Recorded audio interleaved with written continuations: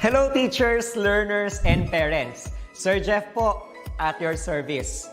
Alam nyo ba na meron tayong website na tinatawag na DepEd Commons? Ang DepEd Commons ay binuo upang gawing accessible ang pagtuturo at pag-aaral dito sa ating bansa gamit lamang ang inyong mga smart devices gaya ng cellphones, tablets, at computers. Dito ay maaari nating ma-access ang iba't ibang learning materials mula sa Department of Education. Meron itong mga interactive materials, electronic self-learning modules, at instructional video lessons mula sa DepEd TV na tiyak na makatutulong sa pag-aaral ng mga mag-aaral galing ka man sa public o private school. Walang problema dahil welcome ang lahat dito. Para ito sa mga guro, magulang at mga mag-aaral mula sa kinder hanggang grade 12, alternative learning system o ALS, at pati na rin ang special education. At huwag kang mag-alala dahil kahit walang load ay maaari mong ma-access ang mga learning materials. Tama! Libre ito. Ang kailangan mo lamang gawin ay i-on ang iyong data at buksan lamang ang iyong browser at i-type ang commons.deped.gov.ph. Alam na ba ng iyong mga kasamahang guro o mag-aral ang tungkol sa DepEd Commons? I-share mo na ang video na ito upang matuto rin sila kung paano gagamitin ang DepEd Commons sa mabilis at napakadaling paraan. Muli, ito po si Sir Jeff at kita-kits po tayo sa DepEd Commons. Paalam!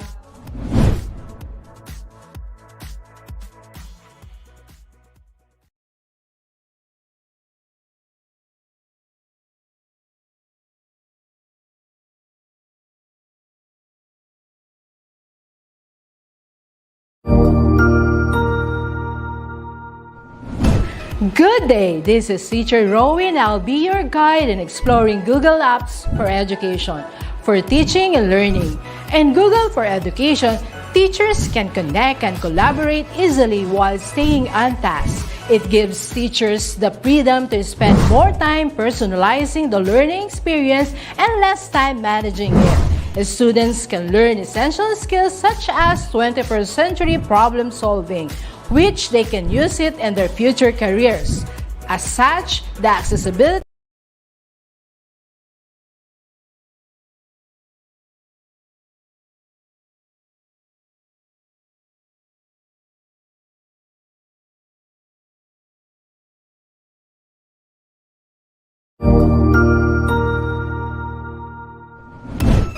Cognizant to the needs of our learners, parents, and teachers, the Department of Education provided us with powerful tools for productivity that will allow us to foster critical thinking skills, problem-solving skills, communication and collaboration skills to be compassionate, responsible global citizens. Join us and discover new ideas in our series of professional development training program with the ICTS EdTech Unit and Microsoft Education Philippines. Together, we will equip our learners and empower our fellow educators for a dynamic future. Para sa bata, para sa bayan, at para sa guro. Sulong Edukalidad.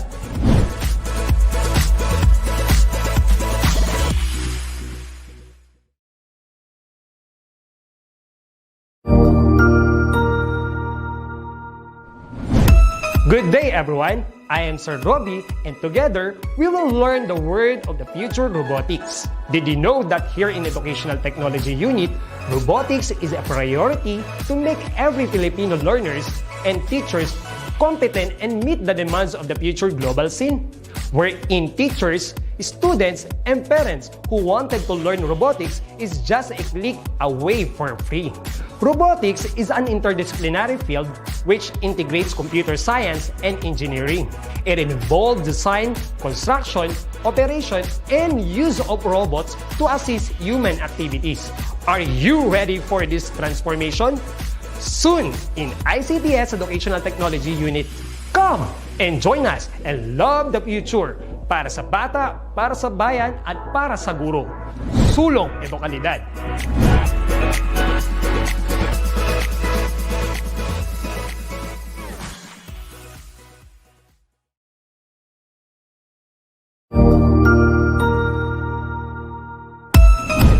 Magandang araw! Ako po si Sir Ariel, ang ALS lover ng EdTech Unit.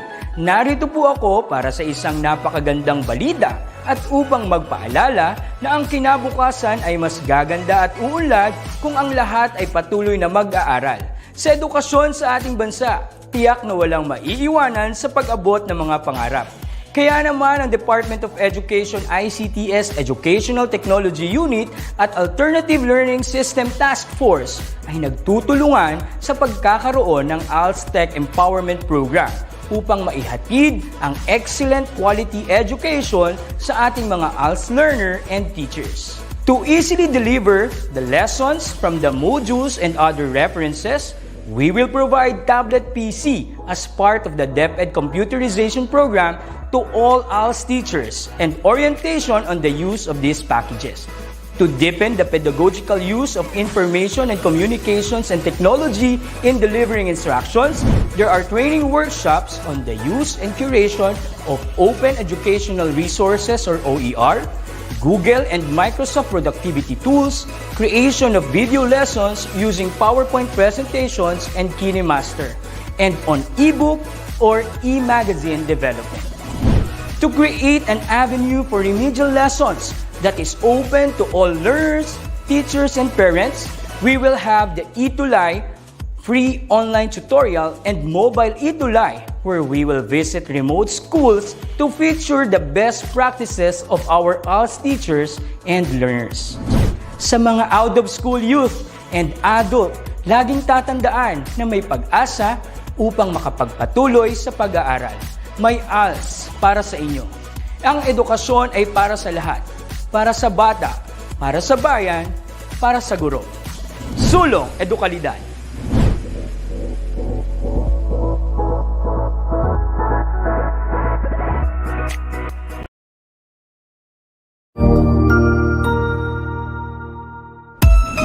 Good day! Are we digitally ready? This is a question that teachers and learners are probably asking right now. With the advent of DepEd's Digital Rights Program, the Open Educational Resources, or OER, was woven together and finally realized. This project prioritizes the necessity to enhance the digital literacy skills of every teacher and learner in the country. Our OER mission is to connect the disconnected. OER is indeed an innovative initiative with a lofty aim to get disconnected schools and last-mile schools connected through ICT even without an internet connection. It is designed to cater to the need of these schools for interactivity, digitalization, and delivery of 21st century skills that will ensure that every learner is future ready. Join us in another training workshop and learn more about open educational resources, whose primary purpose is to provide support and assistance to learners and teachers in this rapid advancement of technology.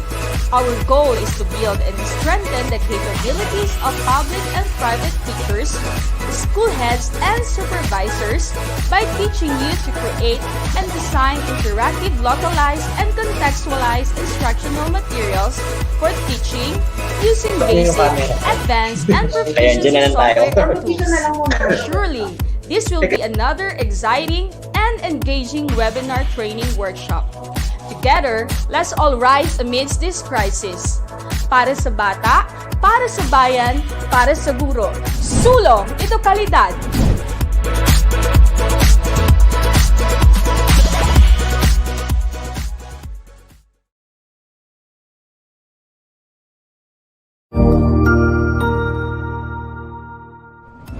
Magandang araw, Sir Wilbur po, at your service.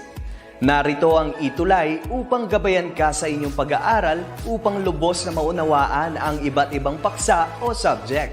Ang ETUlay ay isang free online tutorial class na pinangungunahan ng ICT's Educational Technology Unit sa pamumuno ni Undersecretary Elaine Del B. Pascua. Ang programang ito ay hindi lamang para sa mga bata, kundi ito rin ay magsisilbing gabay sa mga magulang at mga guro kung paano nila ituturo o gagabayan sa bawat asignatura ang kanilang mga anak o mga estudyante. Sa kasalukuyan, ang self-learning module mula sa rehiyon ng Calabarzon at kilala sa tawag na Pivot ang ginagamit sa ating ETUlay online class. Kaya ano pang hinihintay ninyo? Ihanda na ang inyong mga ballpen o lapis, papel o kwaderno at samahan kaming itulay ang pagkatuto para sa bawat batang Pilipino. Sama-sama tayong magtutulungan para malampasan ang mga hamon sa panahong ito.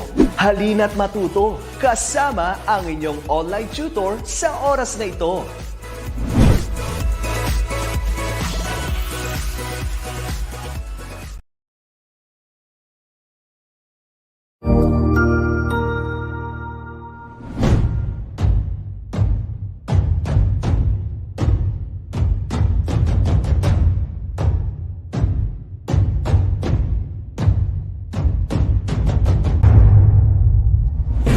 As we face the command of rapid development and technological innovation in the world, the Philippines' preparedness in advancement of its physical facilities, infrastructure, and soft skills are given focus, especially with the empowerment of teachers' capacity and capability, not only in pedagogical aspects of teaching, but the confidence in delivering instruction with the use of information and communications technology.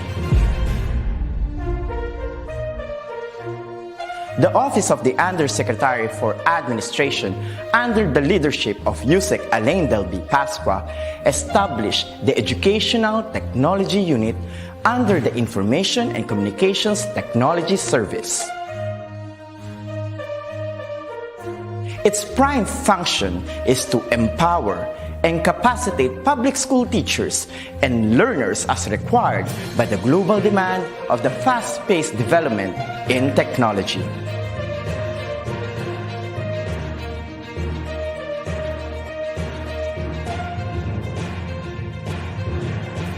The task of the Educational Technology Unit is to promote and solidify the innovation and digitization projects that will support the requirements of the K-12 curriculum in delivering quality, accessible, relevant, and liberating education for all.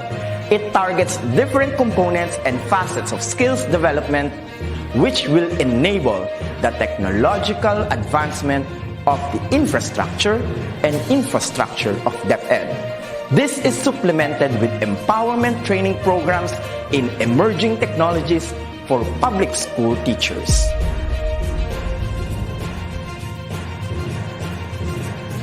The programs of the EdTech unit target the emerging pedagogies focused on open educational resources, robotics and mechatronics, coding and programming, virtual reality and augmented reality in education, mobile application development, Internet of Things, and the productivity tools for learning, which includes Microsoft Office 365, Google Apps for Education, and the different Adobe software tools. In addition, the maneuver of in-house applications such as the DepEd Commons and the DepEd Learning Management System is under the flagship of the EdTech unit. The supervision of DepEd TV in ensuring world-class produced video lessons is another task of the office.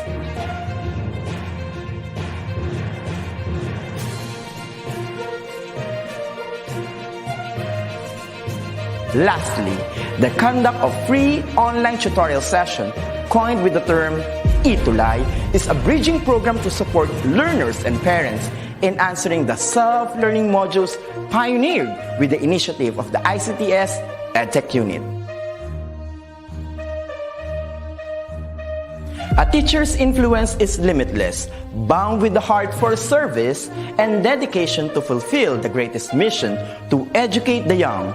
The ICTS Educational Technology Unit will be there to promote, to empower and to inspire Filipino teachers and learners as we grow as a tiger in the region, hitting our target as one of the best in educational technology. Come on and join us as we make our dreams into a reality. Sama-sama tayong lahat tungo sa iisang layunin. Simulan natin ang pagbabago dahil tayo ang mga gurong magtatayo ng makabagong DepEd. Sulong Edukalidad.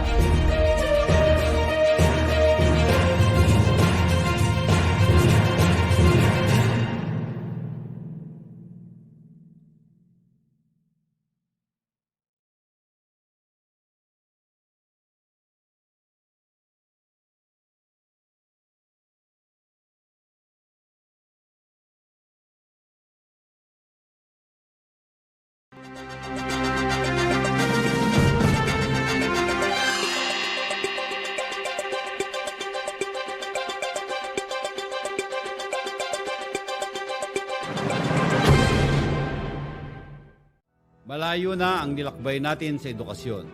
Mula noong unang sibilisasyon hanggang dumating ang panahon ng kolonisasyon. Dinanas natin ang digmaan at sinapit ang kapayapaan. Sinubok man tayo ng maraming bagyo at dumating ang mga pagbabago. Hindi tayo huminto sa pagtuturo. Nagpatuloy ang ating pagkatuto. Hanggang sa kasalukuyan, habang binabagtas natin ang bagong normal, lumikha tayo ng iba't ibang pamamaraan upang maihatid ang edukasyon sa kabila ng krisis pangkalusugan. Ipinakilala natin ang blended learning sa mga Pilipino, kung saan lulan nito'y abot kamay na kaalaman para sa ating mga kabataan.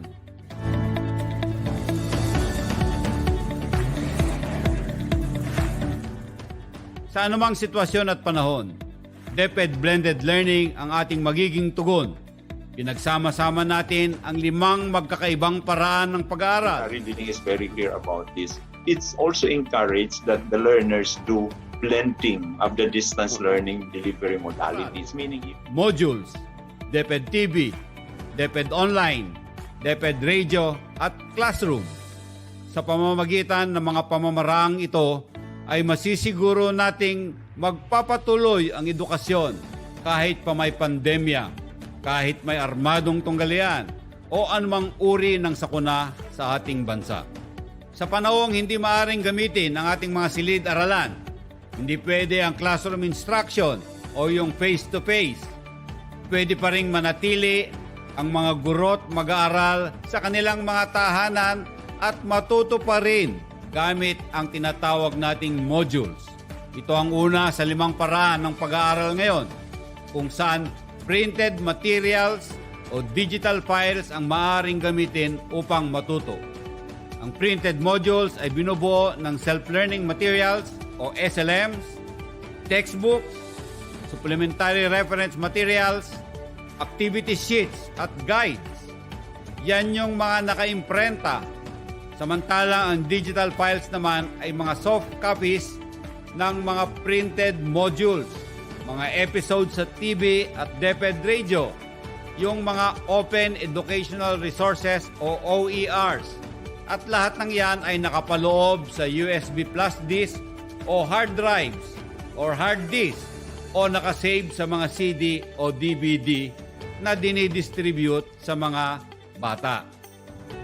Kung may telebisyon naman sa tahanan ng mga guro't mag-aaral, maaaring isabay ito sa paggamit ng modules dahil ang mga araling nakasulat dito ay nakasunod sa bawat episode ng DepEd TV. Pwedeng subaybayan ang mga leksyon ng ating teacher broadcasters sa IBC 13. Nandun yung DepEd TV.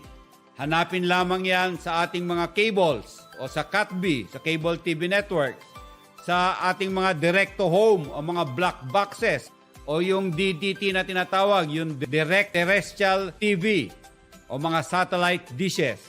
Simula Lunes hanggang Sabado ay umeere ang mga asignaturang pang-kinder hanggang grade 12, pati ALS o Alternative Learning System. At kung sakali mang hindi maabutan ng mga bata ang mga aralin sa takda nitong oras, maaaring ulit-ulitin ang episodes ng DepEd TV sa pamamagitan ng pag-access sa DepEd online platforms. O tawag natin dyan yung DepEd Online. Kung may cellphone o computer na may internet connection ang tahanan, maaaring sabayan ang modules at DepEd TV ng tinatawag nating DepEd Online, kung saan maaaring gamitin ng mga guro, mga magulang at mag-aaral ang iba't ibang online platforms katulad ng DepEd Commons, LR Portal, DepEd TV YouTube, DepEd TV Facebook, DepEd LMS o yung Learning Management System. Nandyan din yung paggamit ng Google Hangouts at Classroom, yung Microsoft Teams, at yan ay ginagawa sa pamamagitan ng local wide area networks na mayroon sa iba't ibang lugar. Sa DepEd Online rin matatagpuan ang mga electronic copies ng SLMs, mga episodes sa DepEd TV at radio, OERs at iba pang materyales sa pag-aaral na madadownload at mapapanood kahit anong oras. Samantala, kung wala namang TV o wala namang internet connection, subalit mayroong radyo, maaari ring itong gamitin sa loob ng tahanan. Maaring mapakinggan sa DepEd Radio ang mga araling ipinalalabas sa DepEd TV. Mas epektibo kung ang pakikinig sa DepEd Radio ay sasabayan ng modules o pagbabasa ng mga materyales na hawak ng mga bata. Ang mga araling nakasulat sa printed modules ay tugma sa mga araling ibo-broadcast sa local radio station. Alamin lamang sa eskwelahan, sa teacher o kaya sa dibisyon kung ano mga local radio stations ang magpapaere ng DepEd Radio. Yung iba nga ay handheld radios ang ginagamit. Tandaan na ang module, printed man o digital, yung DepEd TV, DepEd Online at DepEd Radio ay magkakatuwang sa paghahatid ng karunungan sa mga mag-aaral. Importante ang kombinasyon ng mga ito upang maging epektibo ang tinatawag nating blended learning. Ibe-blend mo yung isang modality sa ibang modality. Ibe-blend natin o pagsasamahin natin yung printed module sa DepEd TV, sa DepEd Radio o kaya doon sa online. Kaya pwedeng kombinasyon ang tawag natin dito. At kung maaari nang bumalik sa paaralan para sa face-to-face classes, kung pwede nang magklase sa mga paaralan, yung modules, DepEd TV, DepEd Online at DepEd Radio ay may halaga pa rin dahil ito ay gagamitin pa rin, mas madaling matututo ang mga bata at matulungan sa mga pagtuturo ang mga guro. Sa pagbabalik tanaw man sa mga leksyon o paggawa ng mga takdang aralin, mas magiging magaan ang edukasyon para sa lahat dahil mas marami ang mga paraan, iba't ibang mga modalities. Hindi na magiging limitado sa silid-aralan ang dapat matutunan ng kabataan. Magmula ngayon, ang DepEd Online at ang DepEd Broadcast ay makakasama na natin sa biyahe ng edukasyon. May makakatuwang na sina mama at sir sa pagtuturo. Mas panatag na ang loob ni nanay at tatay dahil masusubaybayan nila ang kanilang mga anak at mapapanatiling ligtas sila sa loob ng mga tahanan. Malayo na ang mga nalakbay natin sa sistema ng edukasyon at sa patuloy nating biyahe at bayanihan, sisiguraduhin nating walang bata ang maiiwan. Magtutulungan kami para magpatuloy ang edukasyon. Ito ang biyahe edukasyon, our journey towards blended learning.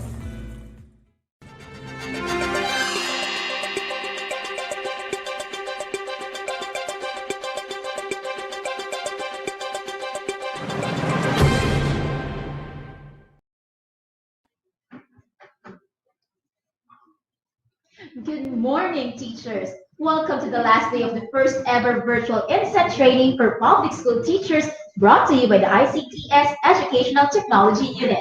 We would like to thank you for your unending support. On behalf of the head of the Educational Technology Unit, Sir Mark Anthony C., and all its hardworking and dedicated educational technology specialists, we would like to express how fill our hearts with joy and gratitude. I am Sir John Jefferson Sevilla from Las Piñas National High School, SDO Las Piñas, and one of your EdTech specialists and one of your Masters of Ceremony. And I am Ma'am Maria and Sevilla from SDO Caloocan, SDO Navotas, Kaunlaran High School, also one of the EdTech specialists, and one of your Masters of Ceremony for today. Let us all feel the presence of our Lord Jesus Christ through a prayer to be followed by the DepEd mission and vision.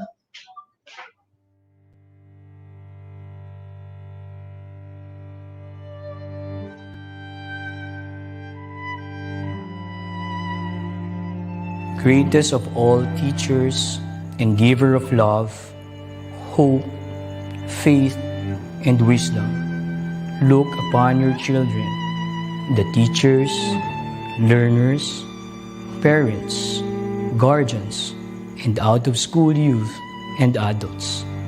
We humbly ask for your mercy and forgiveness. Guide us to the right path. May our efforts be blessed with insights and understanding, wisdom and respect for all.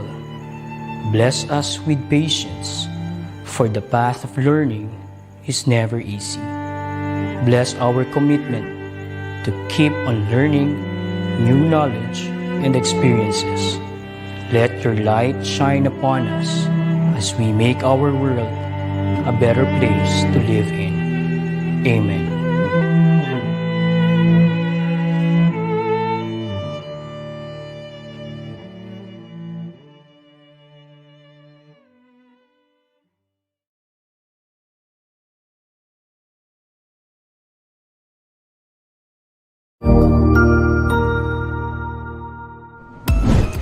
DepEd Vision. We dream of Filipinos who passionately love their country and whose values and competencies enable them to realize their full potential and contribute meaningfully to building the nation. As a learner-centered public institution, the Department of Education continuously improves itself to better serve its stakeholders. DepEd Mission: to protect and promote the right of every Filipino to quality, equitable, culture-based, and complete basic education where students learn in a child-friendly, gender-sensitive, safe, and motivating environment. Teachers facilitate learning and constantly nurture every learner. Administrators and staff, as stewards of the institution, ensure an enabling and supportive environment for effective learning to happen. Family, community, and other stakeholders are actively engaged and share responsibility for developing lifelong learners. DepEd core values: maka-Diyos, makatao, makakalikasan, at makabansa.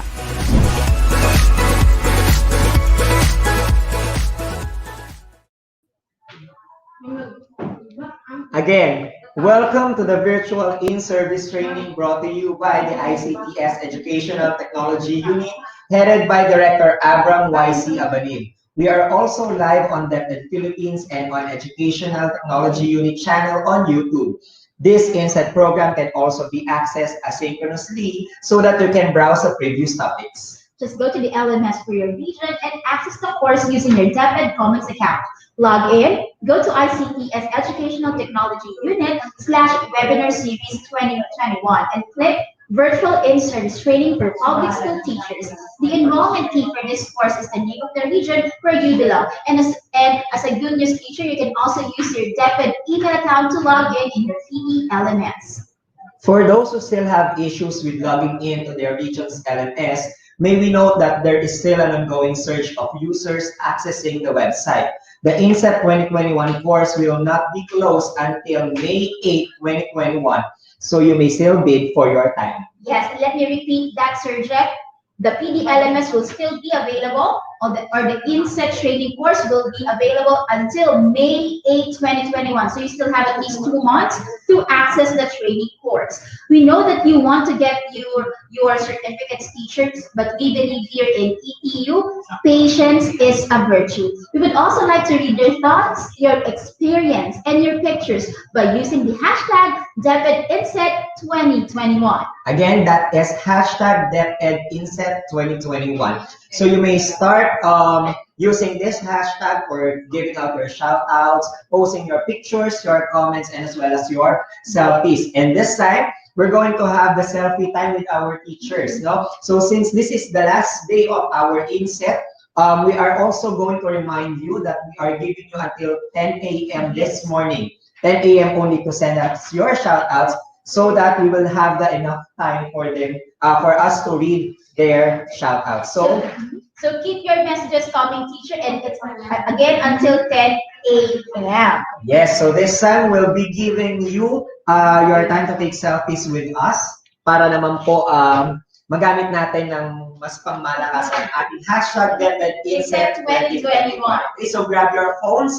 Mag-screenshot na po tayo sa ating mga laptops in 5, 4, 3, 2, 1, smile. Okay, another set. 5, 4, 3, 2, 1, smile. Okay, last one po. Good. 5, 4, 3, 2, 1, smile. Nice, Ayan. teacher. And nakita natin kung gaano ka-creative yung mga teachers pag naglalagay sila or pag nagpo-post sila ng mga selfie and groupie nila with our pictures. Meron pa yung teacher dyan, natatanggal ako, ikaw lang ang kasama.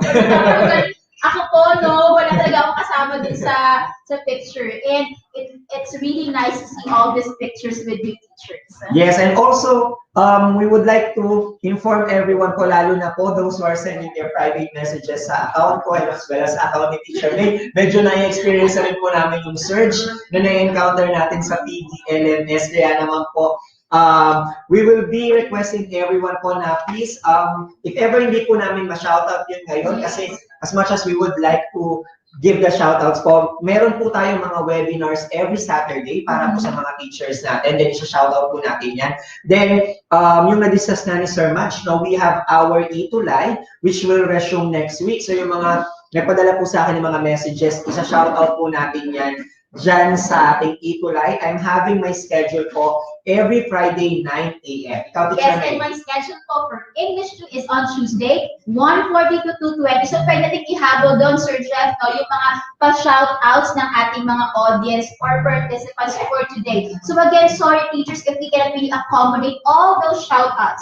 But we know we love you from the bottom of our hearts. Yes, kaya naman po, at this point, we also would like to recognize we have 68,371 viewers po. So last time, ang pinaka-pick yata natin is 200,000, di ba? Yes. So kaya naman po, baka po yung iba nating mga co-teachers, they are still not aware that we have this ongoing session. Yes, or bakit nang hali ng gising, no? Alam po yung mga teachers, hahabol at hahabol yan, no? Para makapanood ng ating last day, virtual INSET today. So again po, no, share your thoughts, your pictures, and your experience. Pinakikinggan, binabasa, at binabrowse po natin yan using the hashtag DepEdInset 2021.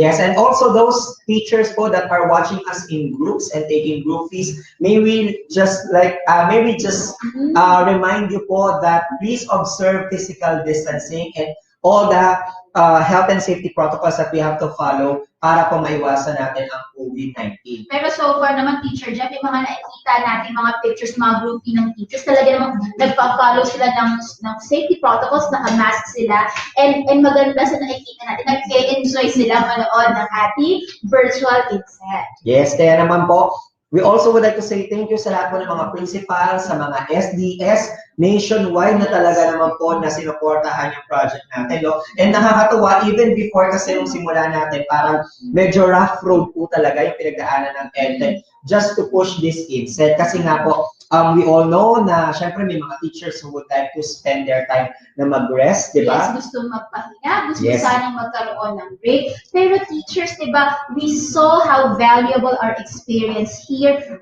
in our INSET na pinakikinggan at binabasa rin naman po namin ang inyong mga tinapi. At ngayon po, nais po namin kayong tulungan para pa mapaunlad ang inyong kaalaman sa iba't ibang bagay, lalo na sa teknolohiya. Yes, kaya naman po, nakakatuwa that we are receiving feedbacks na sana ang nare-request nila meron nga nagsabi na kahit daw everyday na mag-inset, okay lang sa kanila.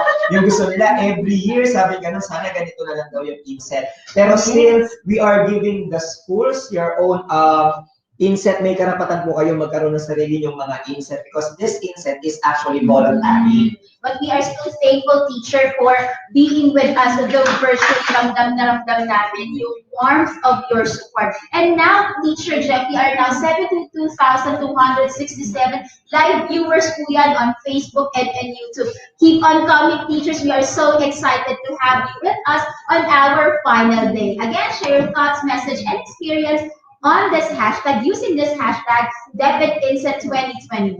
Yes, and also we would like to remind those teachers po that are sharing the videos on how they're going to answer the quizzes natin for the PTLMS. No? Reminder lang po, hindi po tayo nakakatulong sa ganung paraan. As much as possible po, katulad niya ang sinabi namin, we are opening until May 8, 2021 para makakuha po kayo ng inyong mga certificate of attendance, certificate of participation, and recognition. So kung gusto po natin tulungan yung mga co-teachers natin, there are a lot of ways on how you're going to help them. Pero please, stop po natin yung digital cheating and i-observe po natin ang netiquette. So we know, teacher, that sharing is caring. It's not caring enough to share answers with other teachers, no? Meron namang team replay, no? If merong mga concepts, merong mga knowledge na we need to revisit again, we could join our team replay. Replay lang po natin ang mga episode ng INSET, no? And then, answer po yung ating mga quizzes. Actually, di ba, Sir Jeff, ngayon, if they have completed na the quizzes, they can already get their certificate of recognition. Yes. National certificate po yan, ha? Yes, and also, nandun din po sa ating PDLMS ang memorandum ng ating INSET. So, if ever you're going to use it for your promotion, pwede pong i-attach ninyo yung memo na makikita rin po ninyo sa PDLMS. Yes.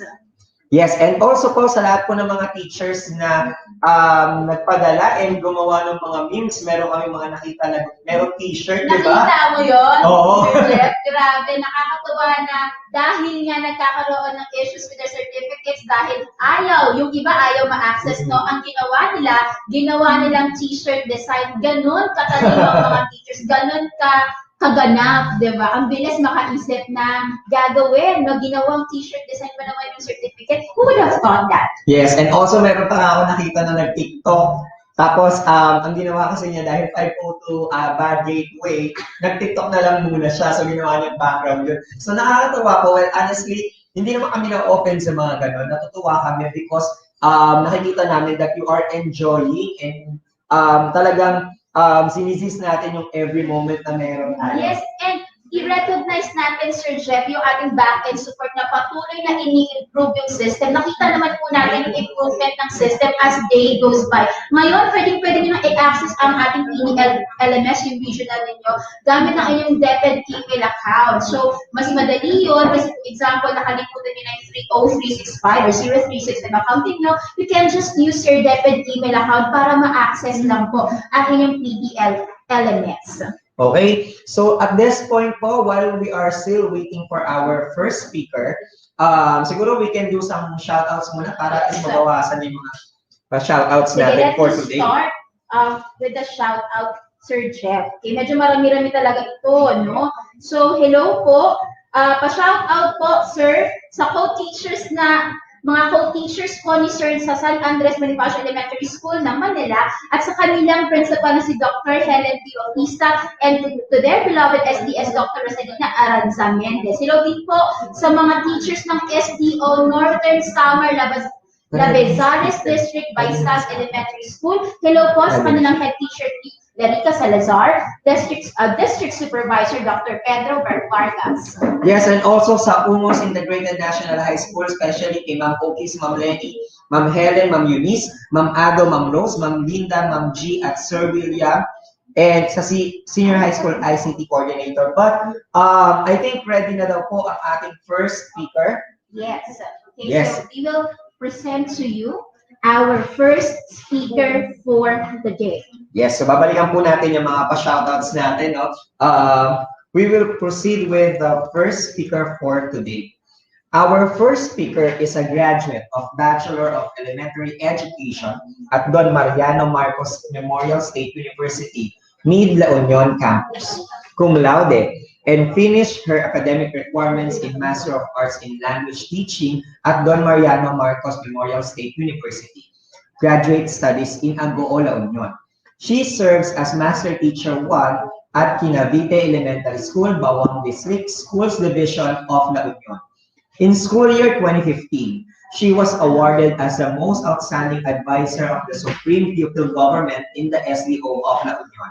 With her tremendous efforts and leadership in school, community, and with her expertise in the field of language teaching, she was recognized in Bangkok, Thailand, and was invited as international speaker in various conferences of Global Educators Network Association of Teachers of English as a Foreign Language. With Sanulok, Thailand in 2016, Bangkok, Thailand in 2017, Kuala Lumpur, Malaysia in 2018, and Bali, Indonesia in 2019. With her dedication, she is now part of the executive board, part of the review committee, and the chair of literary SIG of GEN TEFL Thailand, and a member of International Association of Teachers of English as a Foreign Language in United Kingdom. She was also invited as speaker in various leadership trainings in the division and national level. She never stops giving her best for her learners, and so was chosen as intern in the Whole Brain Teaching of America with her team as International Brainiacs. She was able to triumph over the challenges and was recognized as 2018 Whole Brain Teaching Gold Certified Instructor of America. Also, an inspired writer and sketch artist. Her very first book authorship was published in Thailand entitled Shades of Apple. Miss Apple founded the Junior Chamber International Bawang Food Basket, a non-government organization to extend help not only among children but also to teachers. With her determination and perseverance, she organized a free international seminar workshop in La Union, attended by 125 educators with international speakers from Thailand and the United Kingdom. She again organized another free professional training for teachers that was attended by different educators in the country. The second International Educators Conference and the first Transformation Leadership Congress in collaboration with Global Educators Network, Association of Teachers of English as a Foreign Language in Thailand, ASER Philippines, and the Department of Education. With her compassion to spread the advocacy in the service, she has been chosen among the Open Education Resources advocates and has served as a speaker and facilitator in the different parts of the homeland, training workshops conducted in Manila, Baguio City, Palawan, Cebu City, Davao City, Quezon Province, Abra, and more. Presently, she joins the ICTS Educational Technology Unit as one of the educational specialists and awarded as Google Certified Educator Level 1. She continues the epitome of selfless service that will provide quality education to Filipino children and educators. Once again, my dear teachers, our first presenter for the AM session, Ma'am April B. Marquez. Hello, Ma'am April. Hello. Good Hello, morning. sir. Okay, so good morning, everyone. All things are eternally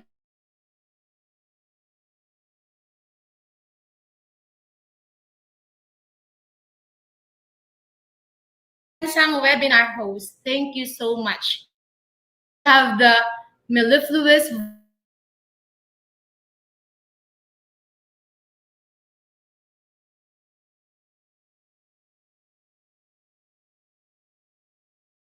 teacher. My honor to be with you this morning. Let me share your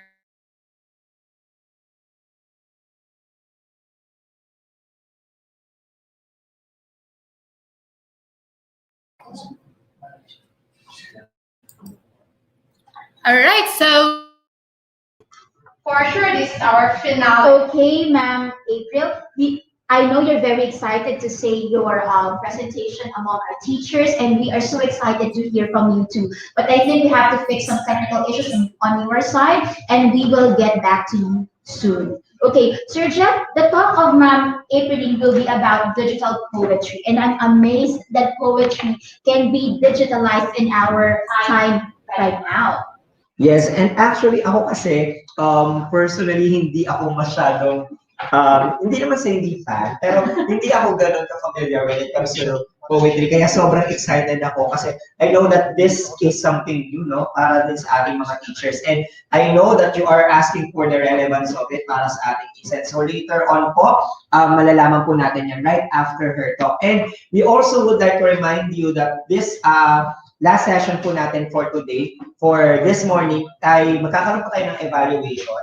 So we will be giving you the QR code and as well as the Google Forms, and as well as send your questions na pwede po natin i-flash ngayon sa ating screen. Yes, you will send your questions to our presenters via the link that we will be flashing on the screen, and we will also evaluate our presenters for today using the QR link or the QR code that we'll be presenting or flashing on the screen to after all our presenters in the AM session and PM session.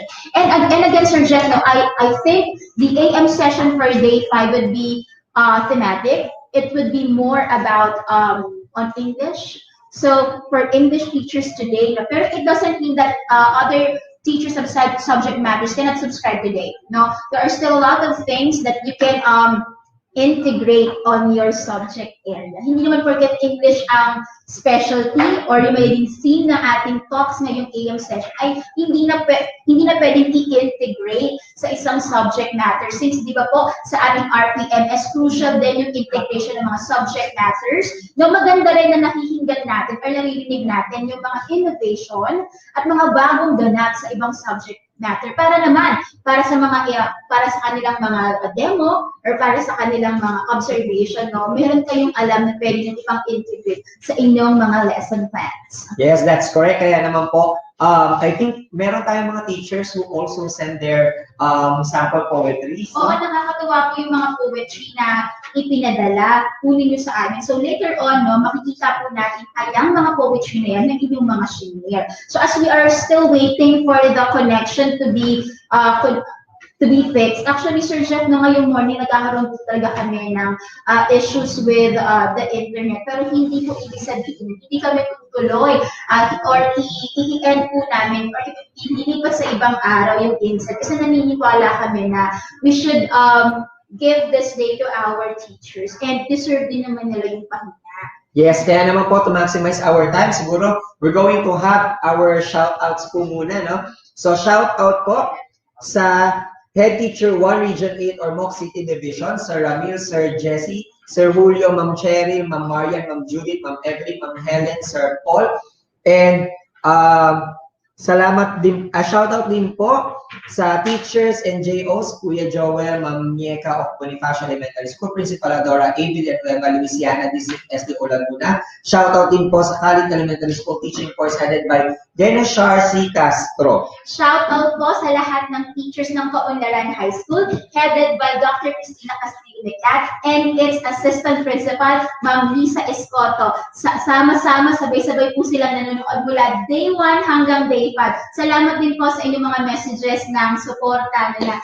Na-appreciate ko po talaga yun. Yes, shoutout din po kay Dr. James Roldan and sa lahat po ng mga EPPTLE supervisors po natin sa NCR. Hello po, kamusta po kayong lahat? And namimiss na rin po ako makasama kayo sa ating mga trainings. Then also, shoutout din po sa San Pedro Elementary School, kila Ma'am Joyce, Ma'am Jinky, Ma'am Lady, Ma'am Eder, Ma'am Pearly, Ma'am Heidi, Ma'am Malu, Ma'am Elaine, Ma'am Diki, Ma'am Ana, and sa School Principal, Sir Domeng Bele. Hello po sa teachers ng Marigondon Elementary School headed by Sir Leonardo E. Mar, Principal of Lapu-Lapu City Division, SDS, Ma'am Will Bongalos, TSTS Ma'am Rebecca Pitori, to the grade 2 family of Ma'am Rubilin, hello daw po, and to her coordinator, Ma'am Singse Amodio, coders and newscasters.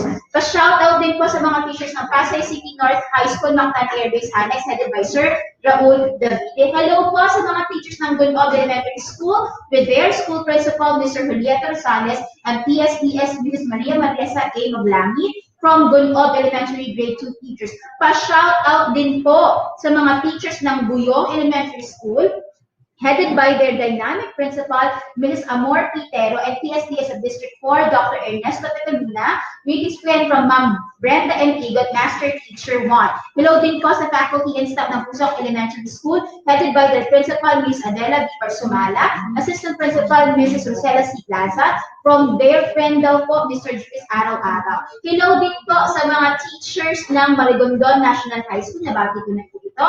And hello din po sa mga teachers ng Buway Elementary School teachers and staff, headed by Miss Irene A. Godinez. Last na sir, no, hello po sa mga teachers ng Basak Elementary School and their school head, Ma'am Lilian A. Ancheta. Shout out to all grade 1, yung grade 1 teaching course po from Sir Gistoni and Ma'am Theory. And also, shout out po sa lahat po ng teachers na Nalilidan Elementary School under the leadership of the acting principal, Sir Al Abay. They are also watching DepEd tayo Nalilidan Elementary School, Calamansi 2 District Sultan Kudarat, Division, Region 12, Soc Sergeant. So the greetings po is from Teacher Nash. And also, shout out po sa mga teachers ng Arnedo Elementary School headed by Ma'am Rosemary Tabareos, Bolinao District, SDO1 Pangasinan, lalo na kina Ma'am Alisa, Evangeline, Yani, Lina, Cleope, Hannah Gale, Debbie, at Mr. and Mrs. Maritas and Roberto Pines na nakatulong mula day 1 hanggang ngayon. Then shout out din po sa teachers ng San Jose National High School, Anda Pangasinan, headed by Madam Ting Aklan. Greetings from Marjorie Joy Nanat. Teacher J.Ann Arisgado, Chong, na super saya na sa pinaghirapan daw niyang certificate, complete niya from day 1 to 4. And proud daw sa kanila. With Teacher Beverly Sayo, congratulations from Teacher Selena. Thank you daw po. And also, shout out daw po sa lahat ng teachers in Batad Elementary School and Bugho Integrated School na very attentive sa pakikinig. Greetings from Teacher Irene Sabanan. Magandang umaga po sa lahat ng mga kaguruan ng SDO Nueva Ecija, especially sa mga taga Santo Domingo Annex. Yung napakabait daw na District Supervisor, Sir Domingo Bernabe, and lahat ng mga school, especially Sir Numer Manzano, with their principal co-teacher from Buwasa Elementary School. Lahat daw po sila nakatutok sa ating INSET from teacher broadcaster Daisy Ann Alvarez. Then shout out po sa Dewey Elementary School teachers at sa school head na si Ma'am Aisa C. Del Piero. Happy anniversary daw po as head teacher 3. Then shout out po sa magaganda, gwapo at masisipag na teachers ng Burgos National High School, Burgos District Division of Isabela, headed by the 4M school heads, Ma'am Maylene Respicio, Ma'am Mona Lisa Pascual, Ma'am Milanita Perez, Ma'am Melvin Bucanig, with the supervision of the PSDS, Dr. Mandy Abukay from Isa Ginastro, and Katubig Integrated School, High School, and Elementary Department, headed by Mrs. Jessica Sira Bancho, their head teacher 1 from Mark Joseph Caballar. Hello po sa mga teachers and JOs, Kuya Joel and Ma'am Nieta of Bonifacio Elementary School. Principal po nila si Amadora A. Villanueva, Louisiana, District SDO Laguna from Sir Hill. Meron po mga pagbate. Hello din po no, sa mga teachers ng Dayap National High School na nangangarap maging teacher broadcaster, no? One day, we never know. Pero hanggang pangarap lang, hindi po yan, sir, no? Basta i-visualize natin. Sir Jerwin Ugat at sa kanyang misis na si Ma'am Buena Gay Ugat ng Tagcarlan SHS SDO Laguna. Hello din po sa mga teachers Talangan, Integrated National High School, lalong-lalo na po kay Sir Rostum Israel, punong bayan sa pamumuno po ni Ma'am Emma Insol. Hello din po sa mga teachers ng Lilio and school head na nakatutok mula day 1 ng seminar. Pa-shout out din po no, sa mga teachers ng Antonio B. Roca, MNHS Main, SDO Muntinlupa. Hello din po sa principal, sa mga principals ng SDO Muntinlupa. Hello din po sa ating mga kapatid na nakikinig mula sa Southville 5A Elementary School of Langkiwa, especially to Ma'am Charmy Hernandez, Rhea Aladeza, and Gracia Benefilio, headed by Ma'am Rowena Esbederico of SDO Binyan. Hello din po sa kanilang mga teachers, broadcasters ng SDO Binyan. Pa-shoutout din po sa mga teachers ng Soldier Hills Elementary School, SDO Muntinlupa. At hello din po sa kay Ma'am Lorely Arambulo, ICT Coordinator of Itaas Elementary School. Ganun din po sa kanilang principal na si Dr. Antonio C. Gagala at sa buong grade 6 family at sa lahat ng teachers po ng Itaas Elementary School. Pa-shoutout na rin po kay Dr. Raul Felix. Ganun din po sa Mathematics Department Head nila na si Ma'am Dr. Emelita D. Bautista. Maraming salamat daw po sa EdTech. Yes, shoutout din po sa grade 7 DepEd TV Post-Prod Team, Team Meggy, to Ma'am Meggy Mortila and also DepEd TV Music Department to Sir Chris Benviaje and Ma'am Margie Natividad, Ma'am Mary, and to Sir Paulo Bejones, and to all the team Bohol Post-Prod and to their SDS Sir Bianito Dagatan from Lenjun and Boyser. And also, shoutout din po sa kay Sir Mark Anthony Manalad and to their PSS Maricel Amulin Basa, to their school head Sir Renante R. Malano, and sa mga magigiting daw na guro ng Centex Manila and SDO Manila. And also, yan. Ang dami na sir, no? Yes, sobrang dami na yung shoutouts natin. Ayan, so I guess ready na daw ang ating speaker. Ma'am April? Hello, Ma'am April, you're back? Oh yes, thank you very much to our dear supporters, especially those techies who help us to assist us para matapos po ito. Okay, at maayos na. And I'm sure everyone is excited. Okay, so with that, shall we begin?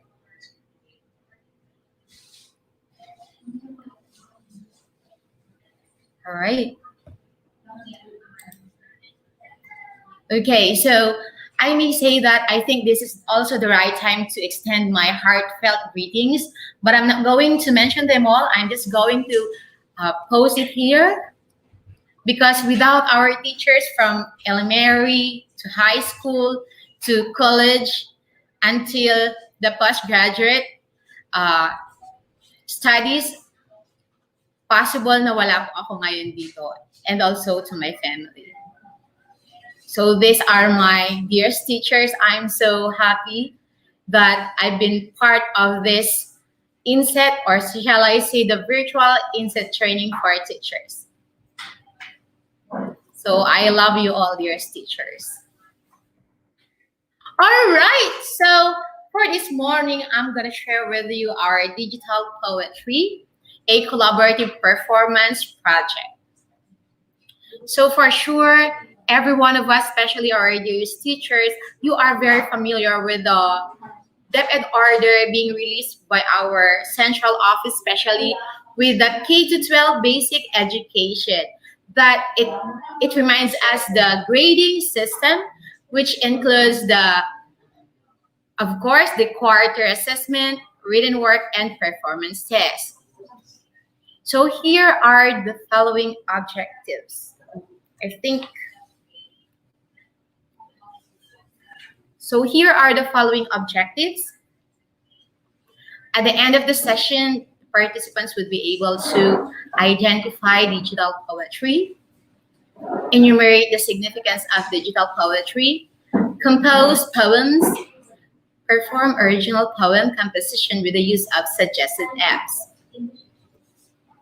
All right, according to Jason Nelson, we're going to then identify now what is this digital poetry. So according to Jason Nelson, a digital and a hypermedia artist and poet of Queensland, Australia, stated that in the simplest terms, digital poems are born from the combination of technology and poetry, with writers using all multimedia elements as critical text, sounds, images, movement, video interface, interactivity, and words are combined to create new poetic forms and experiences. So I think every one of us, especially dearest teachers, are really good in composing or constructing different kinds of poems. It's like that this became their habit, and probably if they are really good in writing, it becomes their part of their diary. So at this moment, we're going also to enumerate and to tell something about the significance of poetry, which is taken from Aguilar 2013 in her article, which is the importance of poetry in school. We have here the first one. All right, first one.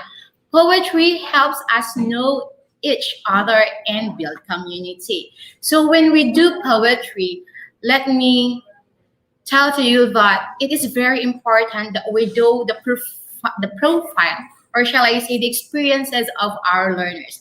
From the profile, we may simply measure what really are their learning style, or it could be the different multi-intelligences that they have. Aside from that, if they are really good in the use of language. But just to remind you, dear teachers, that when we talk about poetry, it doesn't mean that we focus only in the English language, but incorporating also the use of Filipino and also mother tongue based. As I still remember, the central office released a DepEd memorandum, which is the DepEd Order 16 series of 2012, that it incorporated the mother tongue base, which is use of the different lingua franca. We have Pangasinan, Iloco, we also have Hiligaynon, we also have Maguindanaoan, and so on and so forth. If I'm not mistaken, we have here the 8 major lingua franca used in our MTB MLE in K-12 basic education here in the Philippines. The second one we have here, when read aloud, poetry is rhythmic and music in sounds and beats. So with our learners, it's good to know, especially of course with our dearest children, our kids, that poetry is very important in their lives. Why? Even if they are too young, they are like probably they are 3-4 years old. If they are not sure with the different words to be used, but they have this kind of, they are very curious with the sounds or the rhythm of this poem. So what they're going to do, if they hear that, probably they're going to create one. So they are going to compose, create, or construct their own. So ganun na nga po mga kapatid nating mga kaguruan. I know that hindi man lahat ng mga kaguruan, ngunit sila'y mga magulang na rin. So I'm also a parent. Sabi nga nila, wala man tayong minsan anak, pero meron tayong mga learners na itinuturing nating mga anak. So with that, maobserbahan natin kung ano nga ba talaga ang kahalagahan nitong poetry sa kanilang buhay. Next, we have this.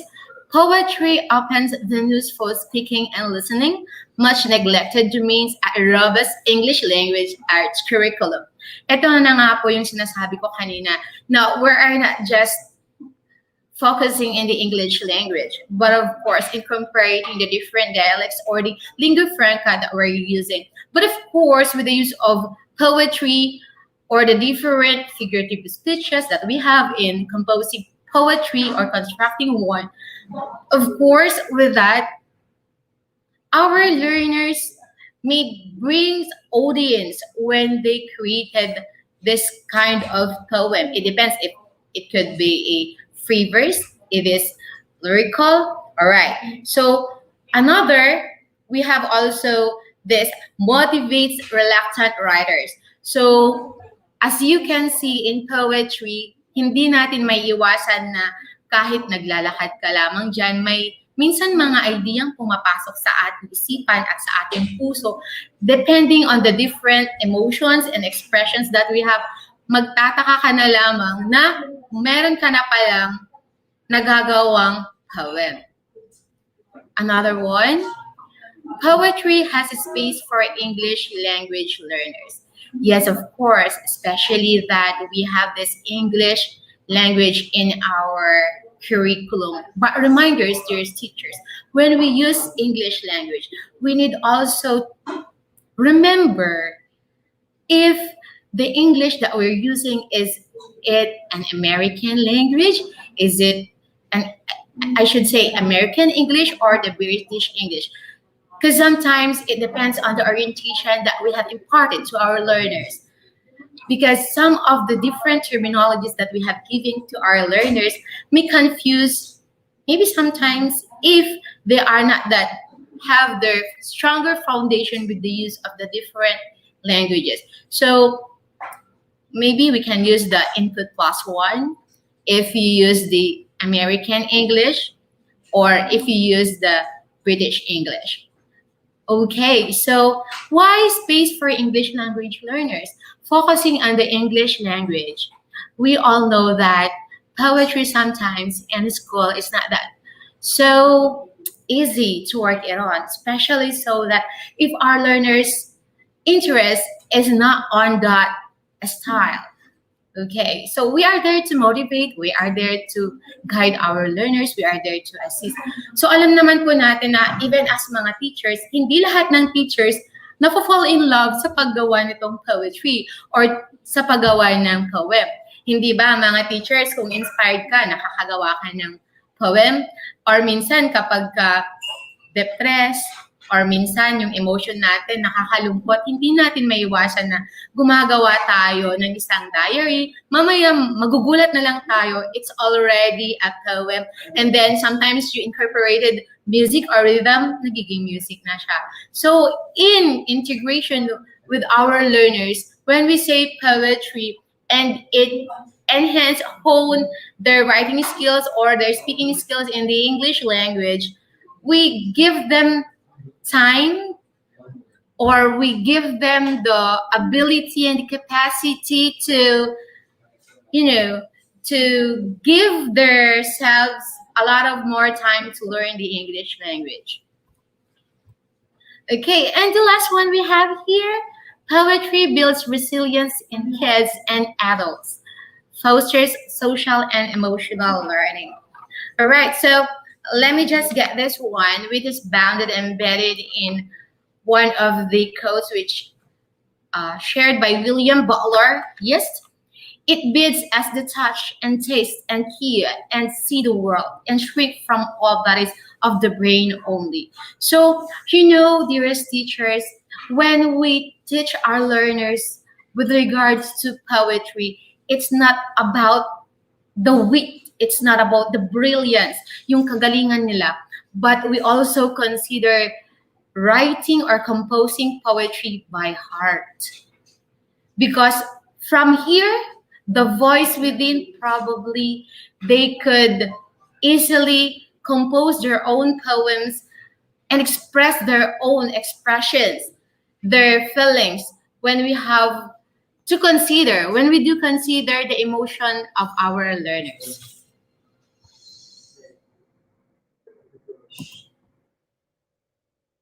Okay, we are talking about digital poetry. So sabi natin, paano natin gagawin ang digital poetry ngayong virtual class na online class?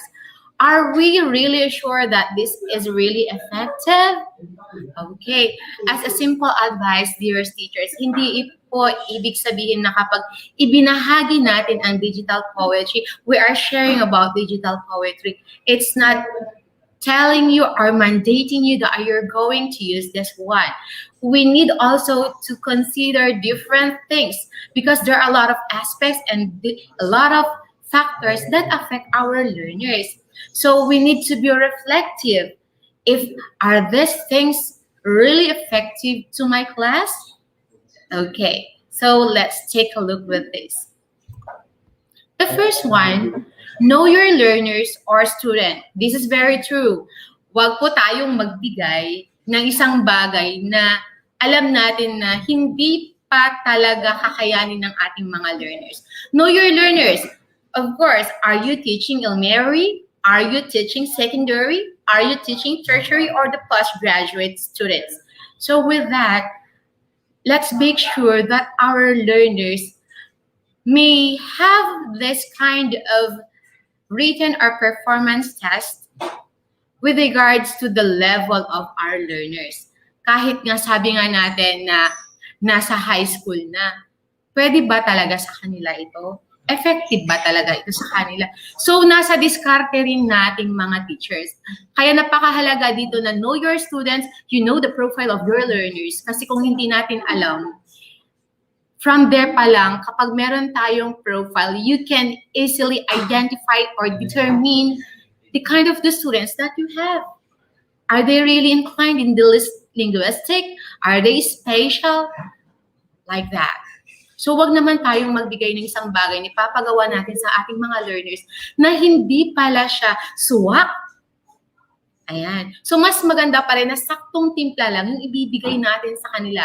If you are more on the academic parts or the aspect of our learners, let's be reflective then. Kasi, alam nga natin na in the Philippine setting, especially sa school natin, marami sa atin na nagtuturo tayo sa school. Sa ating klase, meron nga minsan may 40, may 50. We don't have that ideal kind of class number. So, we need to consider this kind of factors that we need to impart to our learners. The next one, gadgets to be used. Yes nga, Teacher Apple, sabi mo, digital poetry. Yes, this is just a part of sharing. But we need to also consider gadgets to be used. Do we think that bago naman natin ibigay, meron bang laptop yung estudyante ko? Meron ba siyang mobile? Ano ba yung karapat dapat nilang gamitin? Kung meron sila nito, probably we can easily adapt this kind of performances or written word that we're going to do later on. Pero kung wala nga naman, bakit mo ibibigay ito sa kanila? Because we, teachers, mahal natin yung mga learners natin, mahal natin yung mga magulang natin. That's why we don't be there to give burden, but of course, to give them a heartfelt kind of learning, touching their hearts, para mas malaman natin kung ano nga ba talaga ang kinakailangan ng ating mga estudyante. Ayan. Kasi hindi natin maiiwasan, mga mahal nating guro na may mga idealistic talaga. Gusto natin yung best para sa ating mga learners. Pero isipin din natin na meron nga ba talaga silang gadgets na gagamitin bago ko ibigay itong digital poetry when we talk about digital poetry? Okay, types of poems. I know there is teachers, especially the linguistic one. You know already what are the types of poetry that we have. So in our I know even if you are teaching mathematics, even if you are teaching science or in different discipline, probably know already what is poem. Why? Because maybe in our college life or college, when we were in our college levels, for sure, and even in, may I say, elementary, we have discussed already what are in the types of poems. Okay, so magbibigay ka ba ng alam natin parang, ma'am, hindi ba pag sinabi natin poem, kinagamitan siya ng mga matatalinghaga na salita? Di ba ma'am, kapag gumagawa tayo ng poem, it should be like, yun nga, nabanggit natin, the figurative speeches. Yes, to make or to give arts to our poem. But then, again, we need to think that always remember kung yung gagawin natin ay maiintindihan nga ba ng ating mga learners? Baka mamaya magbibigay ka ng high-following words sa ating mga learners. For sure, nakanganga na sila. Even ang ganda ng pronunciation mo, ang ganda ng pagkakabigkas mo, with all the hearts na binigay mo kapag hindi naman nila naiintindihan. Let's think of the center of each understanding, especially when we are with our learners. Next, rubrics. Why? When we give written activities and performance tests to our learners, let's be considerate. Wag kang magbibigay ng isang bagay na, you recite this one. Yun pala, bibigyan mo siya ng grade. So, the first thing that we need also to consider is rubrics. Do not ever give to your learners an activity that you will be giving a grade wherein in fact you don't have the rubrics. Bakit may rubrics tayo, or why do we need to have a criteria? This is because we teachers know already the measure. How are you going to measure if you don't have the rubrics? Okay, so better that we need to prepare our rubrics before giving this kind of task. Kasi doon nila malalaman, mas mabuting bago mo ibigay yung isang bagay, kailangan mo siyang ibahagi muna sa ating mga minamahal na estudyante. Dahil doon nila mas malalaman kung saan nila aatakihin yung isang bagay na gusto nila. Ito ba ay yung strength ko? Ito ba yung weaknesses ko? So much better that we need to prepare our rubrics, that we need to give to our learners para mas alam nila kung saan sila magbibigay ng more than a point, so not a dot, but then yun yung alam natin na mas makapagbibigay kaalaman sa ating learners. And even as teachers, di ba, kapag pag pumasok ka sa isang speakership, tapos may evaluation, sasabak ka, meron palang evaluation sa'yo. You don't know the content of the evaluation. So much better that before you face to your audience, because we are considering evaluation, we need to master it first. Okay, a reflection for our learners. Next, collaboration with other teachers. Why collaboration? Like for example, you are teaching in grade 6. And in grade 6, sinasabi po natin na meron yung sinasabing departmentalized. Hindi po ba, sabi nila, meron tayong performance task, meron tayong written work. Why not? I know all teachers are creative. All teachers have their limitless initiative to give different kinds of learning to our learners. But then again, kung magbibigay tayo, huwag yung mas makapagbibigay ng kabigatan sa learning process ng ating mga learners. Kundi, meron naman yung pagkakataon na meron tayong collaboration as teachers. Mag-usap-usap tayo. You may integrate science and English. You may integrate mathematics and English para hindi masyadong mahirapan yung ating learners. Sabi nga nila, ang teachers nandito para tulungan natin ang mga ating estudyante. Hindi nandito tayo mga teachers para pahirapan sila. Dahil ba ito naranasan mo rin noon? Ayun. So, yun nga po, masasabi natin na kailangan nating makikollaborate sa ating fellow teachers para mas, iisahang klase ng rubrics, magkakaroon pa kayo ng chemistry ni teacher, mas matinding ugnayan na kung saan mas mapapagtibay natin yung pangangailangan ng ating mga learners. So, with this, sabi ko nga po, we have the kinds of the pros and cons, the advantages and disadvantages of using digital poetry in our class. But then again, I'm not telling you that you are going to use this, imparting and executing this because it is needed. Let's consider that we need to share this one if it is applicable to our class. It is just one way on how are you going to give this kind of strategy in your virtual classes and maybe probably adapt it when we have the face-to-face. Okay, I'm going to show you one of the videos, a video which is, let me say, a digital poetry.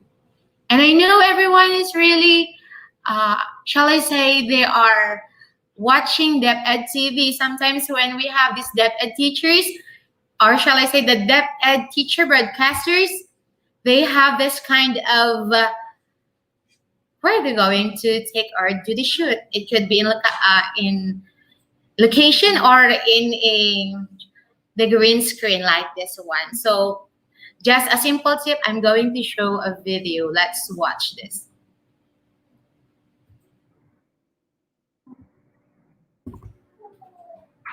Okay, this video, as I may say, it's not only for the English teachers and English learners, but then again, we may use this in the Filipino language and in MTB or the different major lingua franca. Okay, so this entitled Halina't Mag-alaga ng Hayop ni Abriel Denise B. Marquez, a grade 1 learner in Bright Beginnings Learning Center. Halina't mag-alaga ng hayop. Tunay ngang kay sarap na mamuhay sa bukid. Iba't ibang mga hayop ang makakasama sa paligid. Sila ay nagbibigay saya at tulong sa magsasaka upang mapabilis ang kanilang pag-aani at pagsasaka. Ang mga hayop gaya ng baboy, itik, o manok man ay malaki ang naitutulong para may pagkakitaan. Kaya't atin silang mahalin, paramihin at alagaan upang agrikultura natin ay atin pang mapagyaman.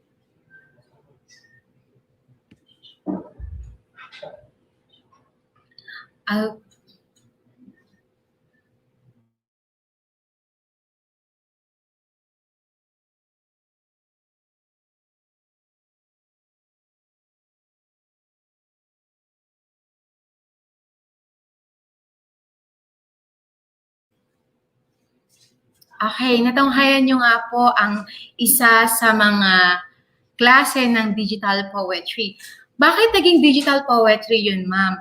So, eto nga, when we say digital poetry, we integrate the different sounds, images, videos. We have the cinematography. Okay, so sa paggamit po nito, pwede nating i-video ang ating mga learners or in virtual classes, if you give the performance test sa ating mga estudyante, pwede nilang i-video ang kanilang sarili with the guidance of our parents, and then they may also submit that to our learners, to our teacher, I should say, via link. So, hayun nga po, as you can see, it's a digital poetry with the use of video app. Alam naman po natin na meron din sa ating mga learners at mga parents na may gamit ng mga cellphone kung ano po yung embedded doon camera or for video taping, they can use that. Kung sakaling wala tayong mga apps, pwede din natin yun gamitin. Okay, lalo na yun ay free. Okay.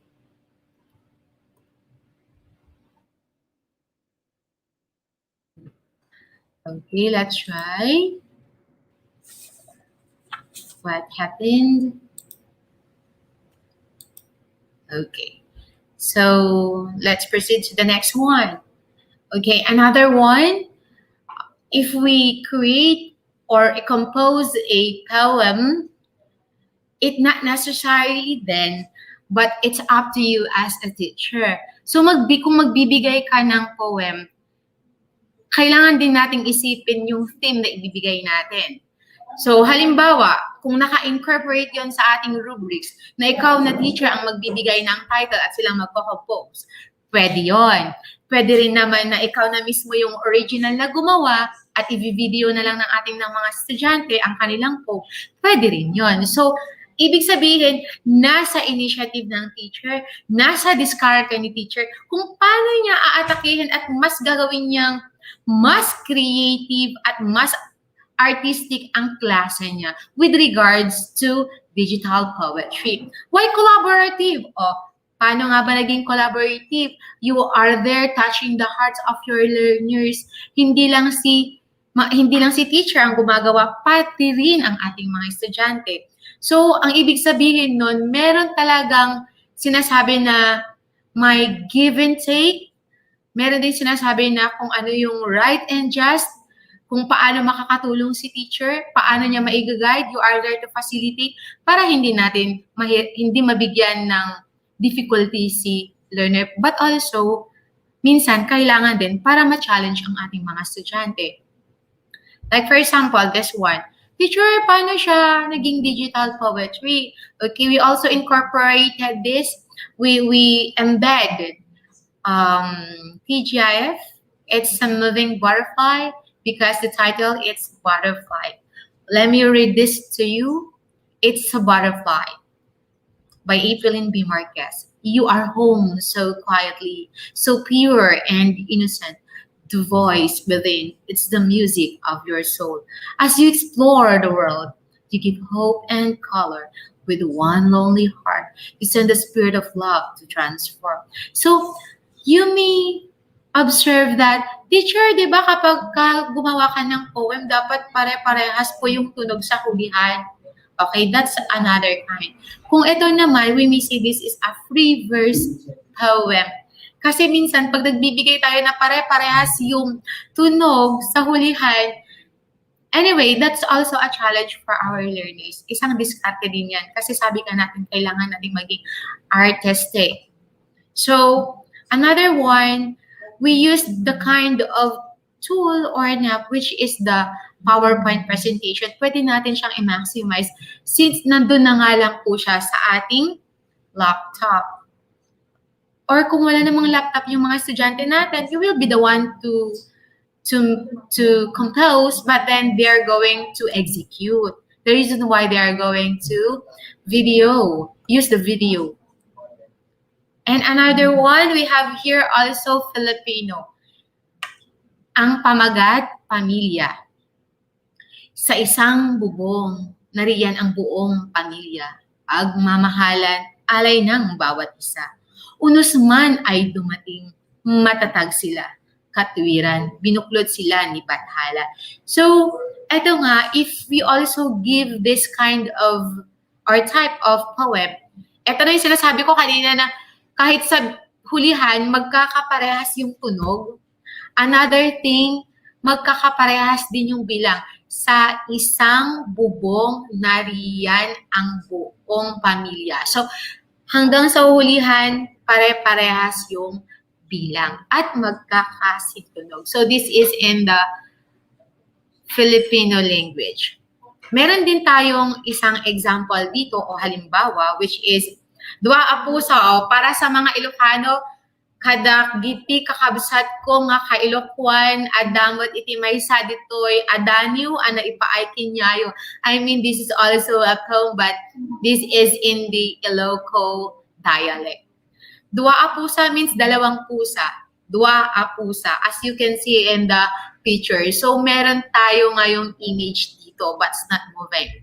So, dua apusa, agkakaingasda, agpadapay, urikda, nakatakder ti maysa, nakatagwamot ti maysa. Apay, nagtinalikod da, nagpinasignod da nga ta. Ayan. So, based on the given poem, ayan, merong namamasyal dito na naglilipad-lipad. O yan. So, dito naman sa poem na to, gumamit tayo ng mother tongue, which is Iloco. So, sabi nga po natin na sa ating lingua franca na ginamitan at ibinigay sa atin na nasa K-12 Basic Education Program, pwede tayong bumuo ng isang poem gamit ang ating mother tongue. Hindi lang siya exclusively for English. Hayan ang poetry. We all know that, let me quote that, it's a universal language na sinasabi. It's also an art by heart. So kahit anong lingwahe mo, pwede kang makagawa ng isang tula. Para sa iyo, para sa iyong minamahal, at para sa iyong mga estudyante. Okay, so handa na po ba kayo para sa ating activity? Okay, we have here different tools and apps. We have the use of the Google Drive. Ayan, kung maalala natin si Mami Rowena Reyes, ang isa sa ating mga speakers, nabanggit niya, sinasabihan ko nga siya minsan na ang reyna ng Google. Dahil sabi nga natin, napaka-techy ni Ma'am Weng. Siya rin ay isa sa mga, shall I say, mentor ko when it comes to techy things. So, isa sa mga naituro din sa akin ni Ma'am Weng about the use of the Google Drive and the Google Docs. As well as this Microsoft Teams. Pwede rin yan gamitin sa ating virtual class. Na-impart din yan sa atin ni Sir Madge, ayan, ni Manong Madge, as we say that in Iloco. And also, we have here Padlet. This Padlet, parang fresh pa po yan sa inyo dahil naibahagi po yan ni Sir Ariel sa atin. As well as the PowerPoint, meron na yan sa atin. If meron na yan, you need to maximize. And also the Canva. Gagamitin po natin ito. If you are ready, let's proceed. Ayan. Ihanda po natin ang ating mga laptop at ang ating mga cellphones in different regions from region 1 hanggang makarating tayo sa ilan bang regions meron tayo? 17, I think. We have region 1, 2, 3, 4A, 4B, 5, 6, 7, 8. We have also Caraga, we have also CAR, NCR, and BARB. So, ayan, handa na ba kayo? Ihanda na po ninyo ang ating mga gadgets. Okay? Ang makikita po ninyo dyan sa ating screen ay ang ating link kung saan tayo ay magkakaroon ng isang hands-on activity. For sure, marami na sa atin ang nakakaalam kung paano gamitin ang Google Docs. Ayan. Though paunahan po ito paunahan po ito dahil ang makaka-maximize, ang maximum lang neto based sa isang mentor ko na si Sir Maj at saka si Mami Weng, nasa 100 lang siya in one. So, it's like for region 1, meron po tayong kanya-kanyang tawag nito, link.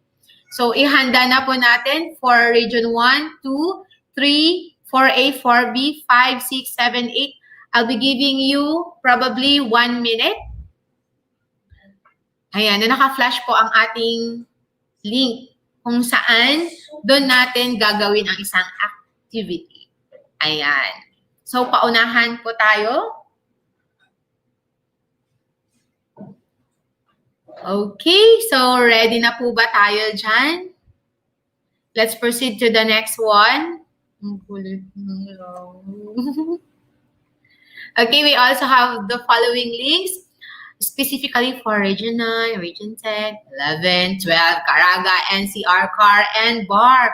So, paunahan po tayo kung sino po yung unang makakapasok sa link, probably sa bawat link siguro, specifically sa bawat region, ang makakapasok po dito ay 100. So, magko-compose po tayo doon ng poem na ang iisang title lang po siya. Ang title po nito ay EdTech Family. So, from here, okay, from this point, can we compose a poem wherein the title is EdTech Family? So, ang instruction po natin dito, the instruction or the direction that I'm going to share with you is that sa isang teacher, okay lang po na makapag-share po tayo ng isang line. Pagkatapos ng isang line na yon, doon po natin i-encode or i-type ang ating pangalan and the name of our school. So, from there, ma-acknowledge po natin kung sino yung nakapag-contribute sa ating poem entitled EdTech Family. Again, the title of the poem, EdTech Family. Okay. So, let's see kung meron na nga pong mga participants na gumagawa po nito.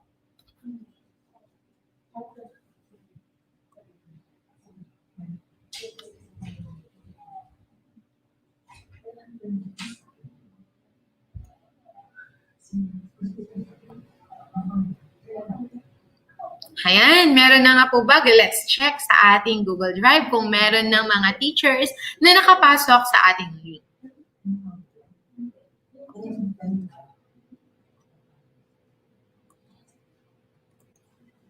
Okay.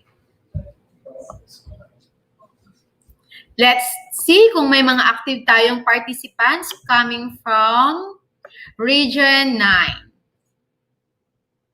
May nakapasok na kaya?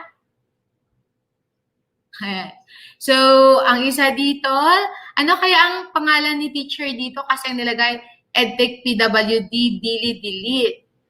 So, ano naman kayang ibig sabihin nun?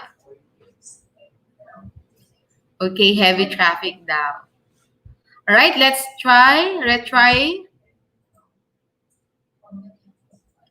Okay, I think there's a traffic jam. Kakaroon na rin pala ng traffic jam with the use of the different links. Okay, how about the other regions? I think there's something wrong again with our internet. May I request our Director Neil, to go with to invite again our host, since I think we have a traffic jam here in our link given to our different. Thank you. Thank you very much, dearest host, for assisting us. I think there's a traffic jam. Yes, ma'am, because of the many teachers who would like to do your poetry. We really like to say thanks to these teachers who would be really wanting to make poetry because you have instructed them so, Ma'am Apple. Okay, so ulitin ko lamang po ang nangyari po dito. Ang ibinigay ko pong title ay EdTech Family. So, parang paunahan po ang makakapasok sa ating mga links.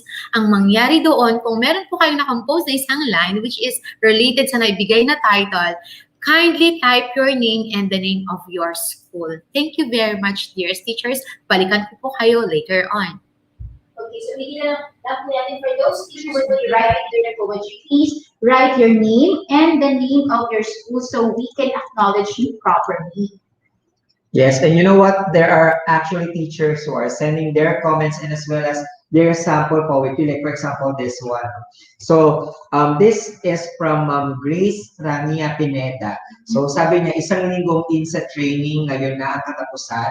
Kung kami may natutuhan, mga sertipiko mapapatunay. Salamat mga tagapanaya, mga host at kagawaran, dagdag kaalaman at amo ng mga kaguluhan. Napakaganda, Ma'am Apple, no? So those are actually the comments that we received from our dear teachers. Yes. And in this span of time, no, they are able of making their own poetry. Yes, kasi yung paggawa ng poetry, no, there are a lot of factors and there are a lot of things that should be considered in making it. But we are so amazed by these teachers, no, who could write poetry in just a matter of seconds. So, ibig sabihin, ganito rin kagaling, ka-language smart yung mga teachers na because they could devise their own poetry in a small frame of time. Okay, so we will be going back to Ma'am Apple when her connection becomes stable.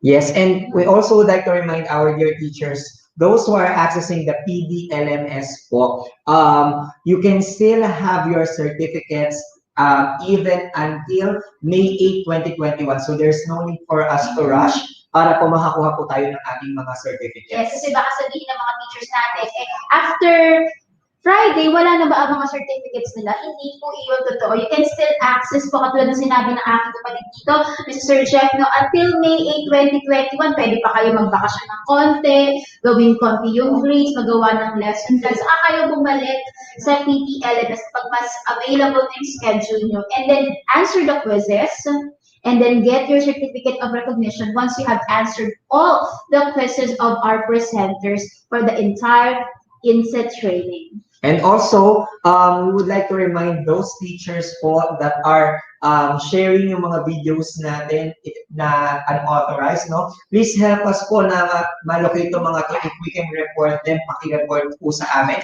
para as well as aware din po kami. Because as much as possible, you can always view this replay of the video lessons po natin and video episodes ng DepEd TV through the DepEd Commons para bisinin na po kayo mag-access sa mga data ninyo.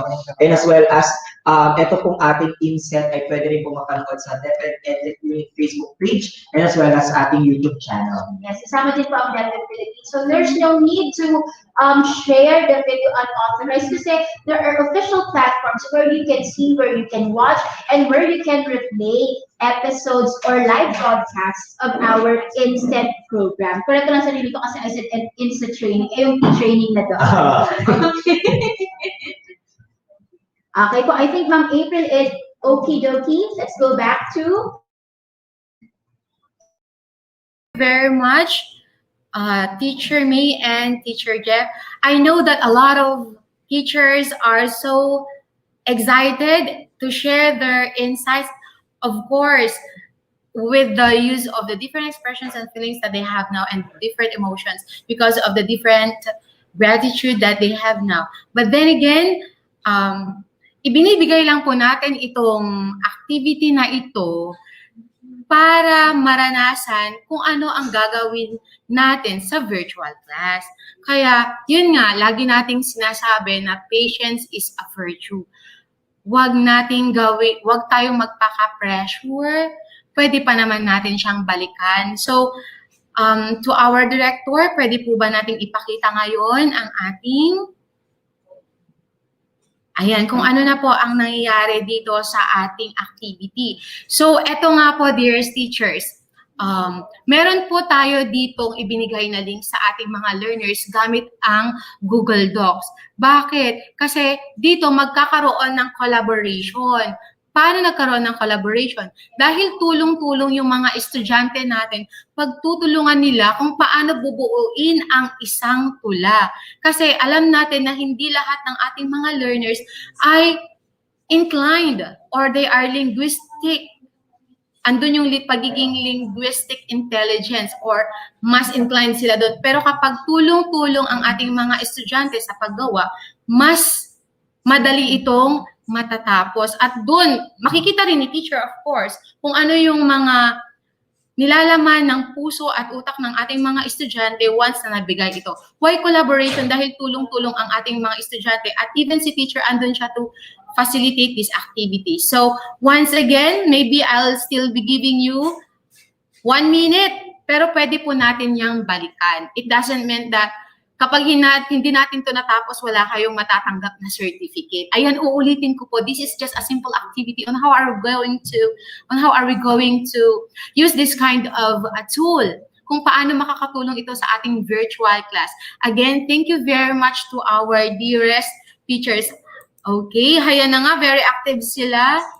Dito tayo sa Region 12. Tingnan natin, parang marami na rin pong nakalagay. Ayan, EdTech family, eto na po. Another one to Region 11. Ayan, para lang naman po ma-acknowledge natin at makita natin, marami na po talagang marami po talagang mga participants na gustong ibahagi ang kanilang okay. So, with that is just a simple activity, dearest teachers. Kung paano natin gagamitin ang sinasabi nating Google Docs para sa ating mga learners. Okay, I think we are running out of time because of the different technicalities kanina. Okay, so maganda nga sana, no? So yesterday, nabanggit ko rin sa inyo, dearest teachers, na meron kayong gagawing tula. Pwedeng English, pwedeng Filipino, pwedeng gamit natin ang different 8 major lingua franca na binigay sa atin ng ating mahal na departamento. Pwede natin gawin yun. At ninanais ko po at gustong ibahagi sa inyo na pwede po namin i-publish ito sa international publication in Thailand. So with that, we will be giving you during lunch break the link kung saan naman po ninyo isasubmit ang inyong output na ginawa nyo na kahapon. Okay. At karagdagan po nun, that is a written activity. And 4, ito na po, mahal naming kaguruan, dahil collaboration ang sinabi po natin, yung ginawa po ninyong poem, okay, the one that you did yesterday, poem that you have composed, you need to video yourselves. Okay? Katulad ng ginawa natin kanina. Then, you are going to submit your output with the written work, which is yung kinompose ninyong original poem and your video sa ibibigay natin mamaya na link. So, do I still have time to continue this one? Okay.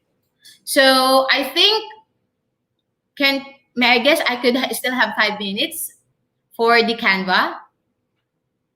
Okay, since Canva has been discussed this with one of our speakers, kindly explore your Canva. But since we are running out of time, I think if there are a lot of questions that they want to share with us today, I think I'm going to give the floor now to our dearest speakers, Teacher May and Teacher Jeff. So bago naman po ako magtapos, I would like to share this simple quote na galing po sa akin para po sa inyo. If you want our children to be reflective on the way we want them to be, awake their hearts with the language of it's not composition, but it's compassion. Thank you very much. Okay, I think there is a typo here. It should be compassion. Ito yung kagandahan ng live tayo, dearest teachers. Again, if you want our children to be reflective on the way we want them to be, remember, awake their hearts with the language of compassion. Buenos dias.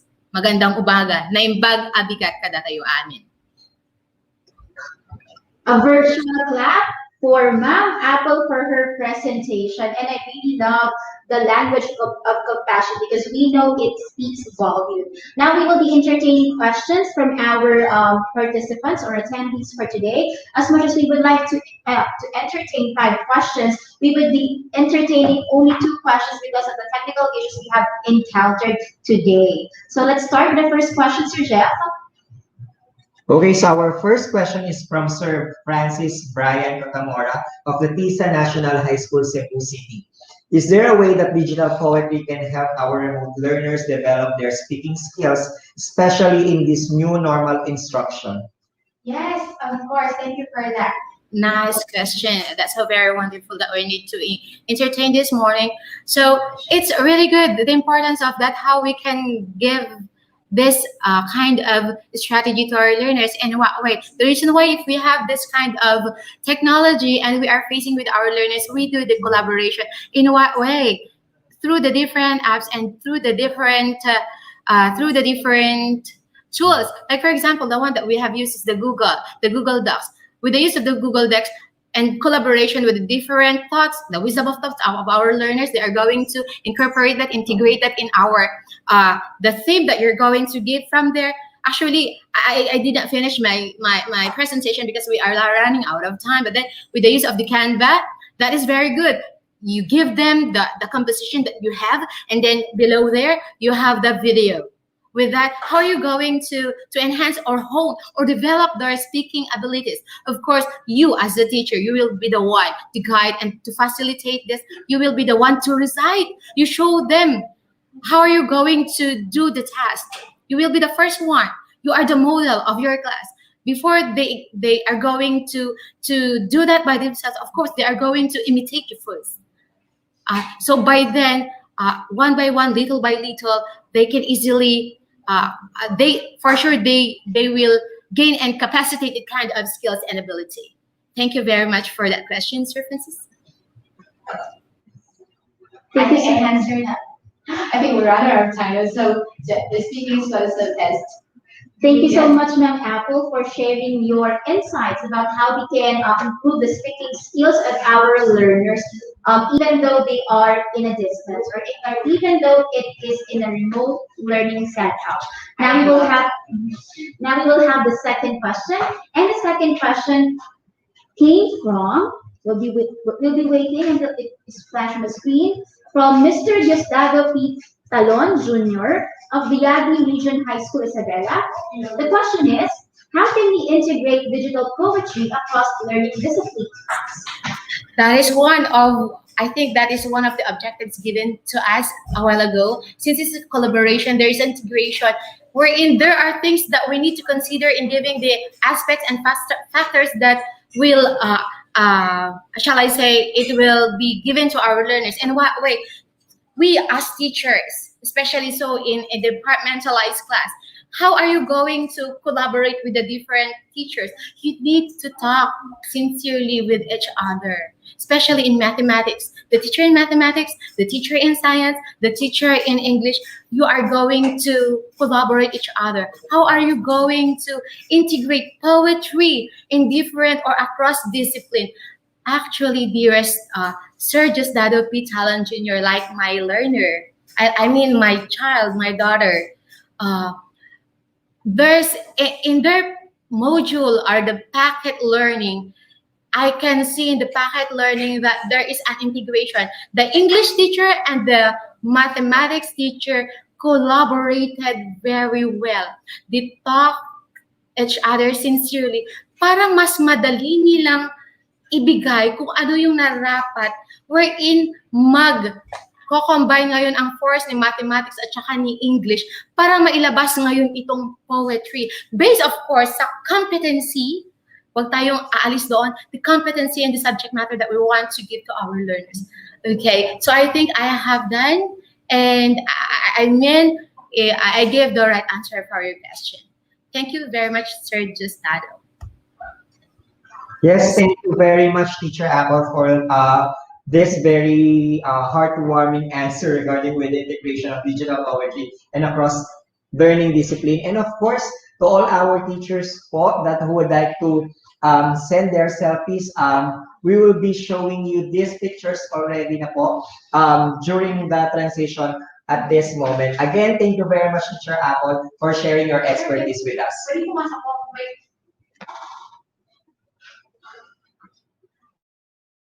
Last question, Sir Jeff, gusto ko lamang pong idagdag ito. Kasi nagsisimula lahat ito sa samahan ng ating mga teachers sa loob ng school. Kung tayo ay sama-sama, tulong-tulong para sa ating mga learners, because we don't want to give them burden at loaded. Sabi nga nila, ang hirap naman kapag lahat ng mga teachers magbibigay ng performances, lahat ng teachers magbibigay ng written work. Why not to give integration and collaboration? From you teachers, you are the model. With that heart you have, may in love ang mga learners sa inyo, even the parents that we have. Again, good morning. Teacher Apple, for those reminders. And definitely, this is actually the time for us teachers to collaborate across all learning areas so that our students will not have a hard time in doing their projects or their performance tasks. As much as possible, if we can collaborate, then it will be easier for them to submit and as well as create their own outputs. Now, at this time, katulad nga po ng sinabi ko kanina, we will be showing you the shout-out selfies of the teachers. Na ito po yung mga pinadala sa atin ng mga images and as well as selfies and graphics from the different so you may take a screenshot of it. Pwede nyo pong i-grab yung mga pictures. Kakaroon po tayo ng mga shoutouts later. Okay.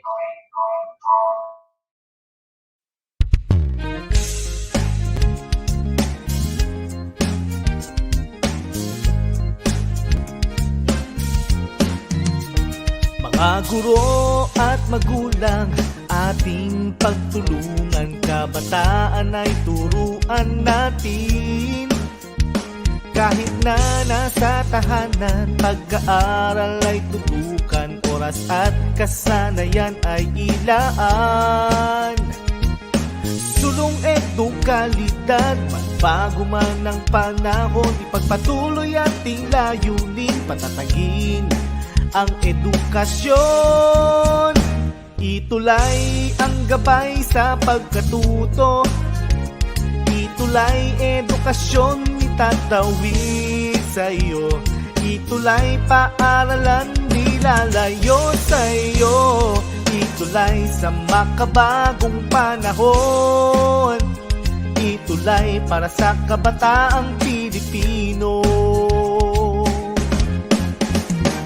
Kayo ba'y may katanungan at hindi maunawaan? Kami ang gabay at tulay na magtuturo sa'yo. Sa tulong ng teknolohiya at maging ng social media, paaralan ay kusang lalapit sa'yo. Sulong edukalidad, supuing maling impormasyon, katotohanan nating ituro, paunlarin ang edukasyon.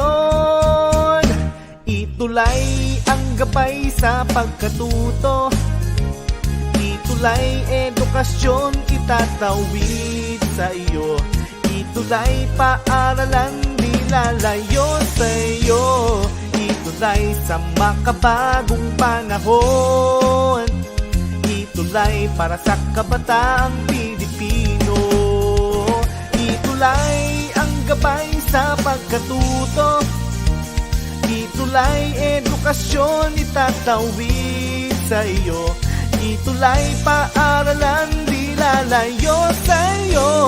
Itulay sa makabagong panahon.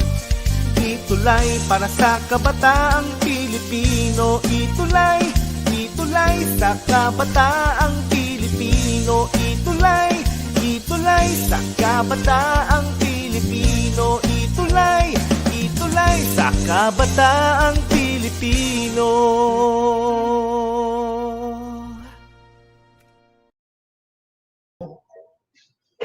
Yes, we're back. So nakita po natin yung mga selfies ng ating mga teachers nationwide. Thank you very much po for sending those images to us. And later on, meron pa po tayo mga ipapakita ng mga selfies that will be sent today. So katulad niya po nung sinabi namin kanina, we will be cutting off yung mga nagsisend po ng mga shoutouts natin. So we are now 10:37 a.m. So nag-cut off po tayo kanina ng 10 a.m. as declared yesterday, no?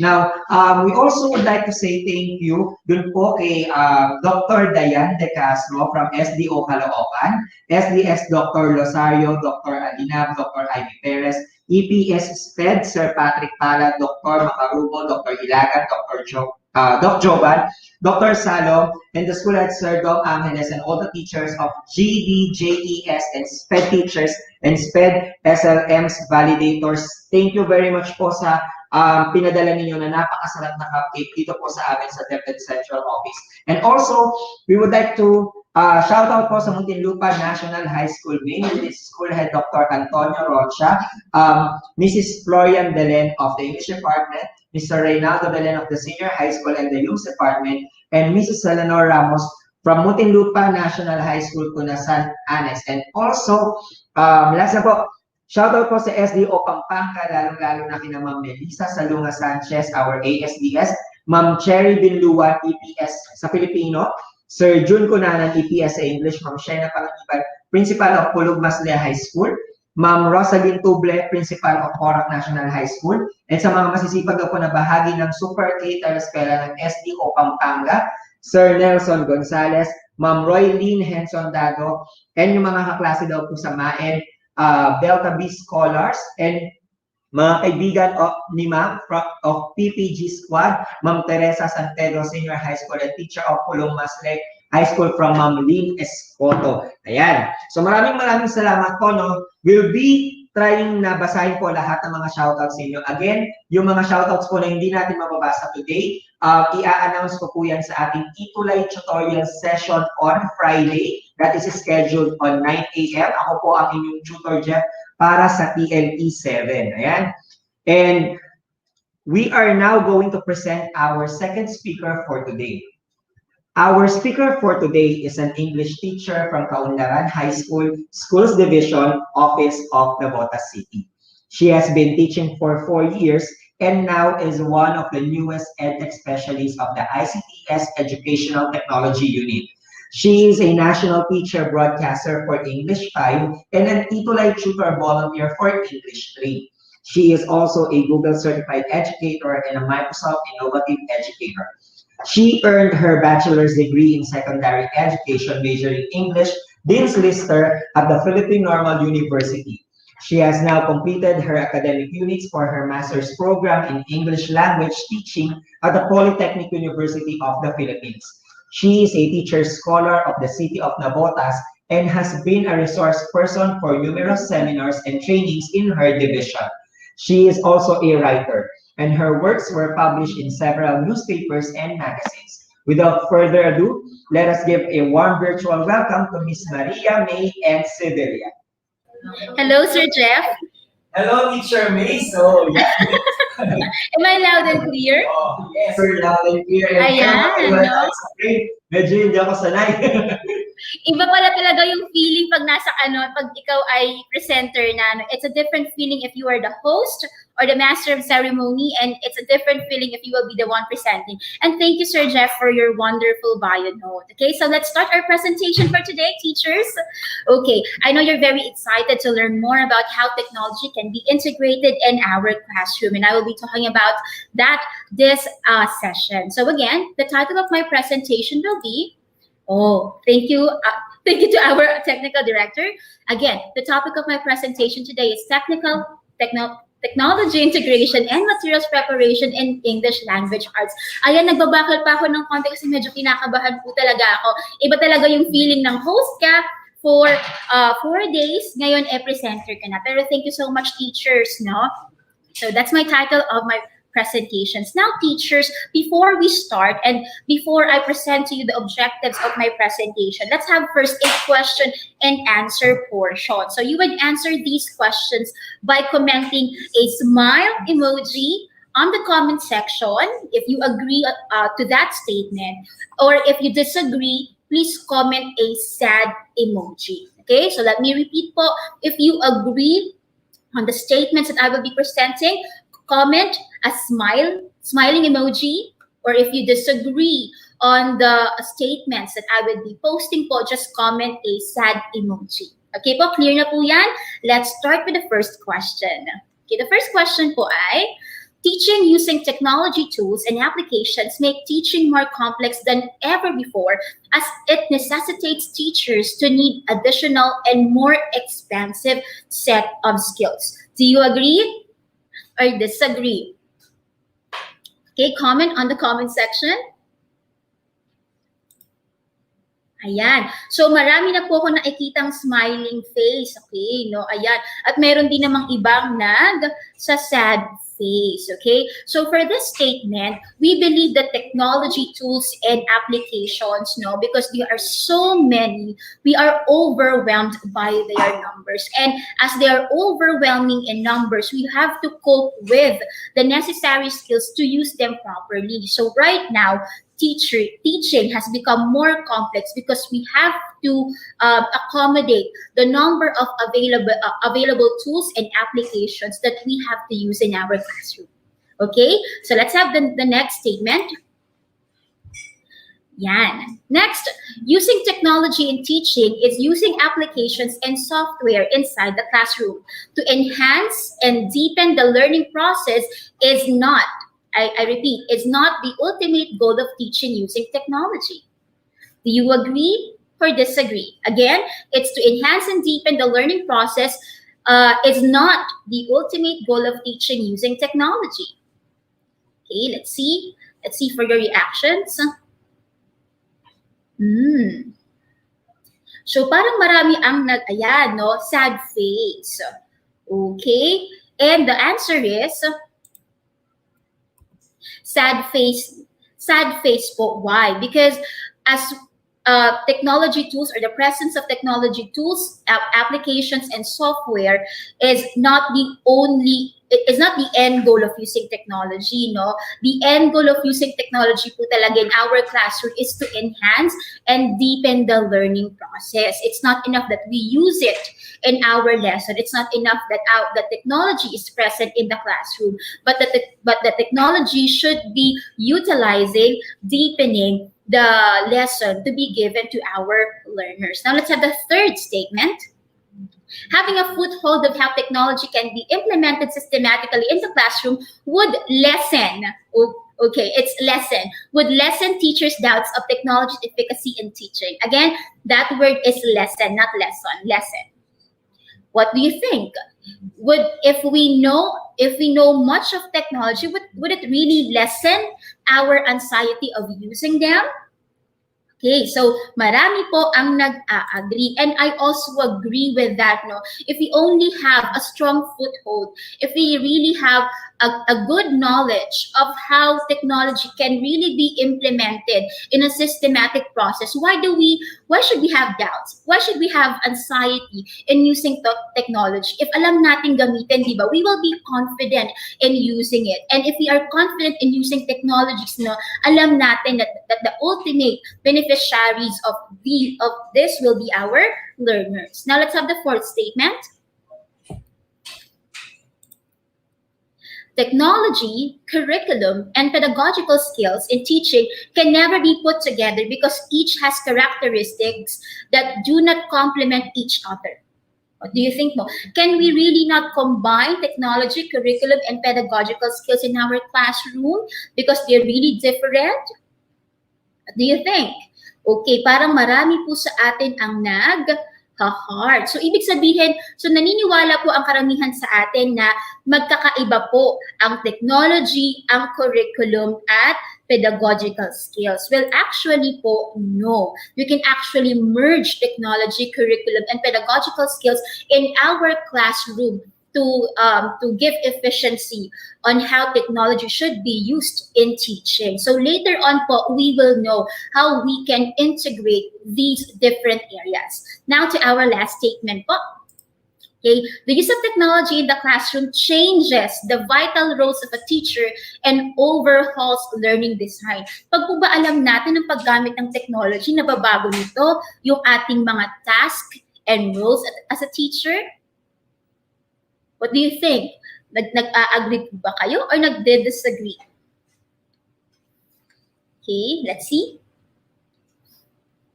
Okay, so sa tingin ko po na marami ang nag-a-agree na when we use technology, it really overhauls the learning design and changes the vital roles of a teacher. I think I think ma'am's answers, when we are using technology, hindi naman talaga nababago nito yung vital roles ng teachers at hindi nito na-overhaul yung learning design. Still, it will be like as it is because we are following a certain curriculum, we are obeying competencies when we are teaching. But it doesn't mean that when we apply technology in our classroom, mababago na totally kung ano yung mga vital roles ng mga teachers at ano yung mga dapat na ginagawa sa loob ng classroom. Because of these questions, this will be my objectives for our presentation.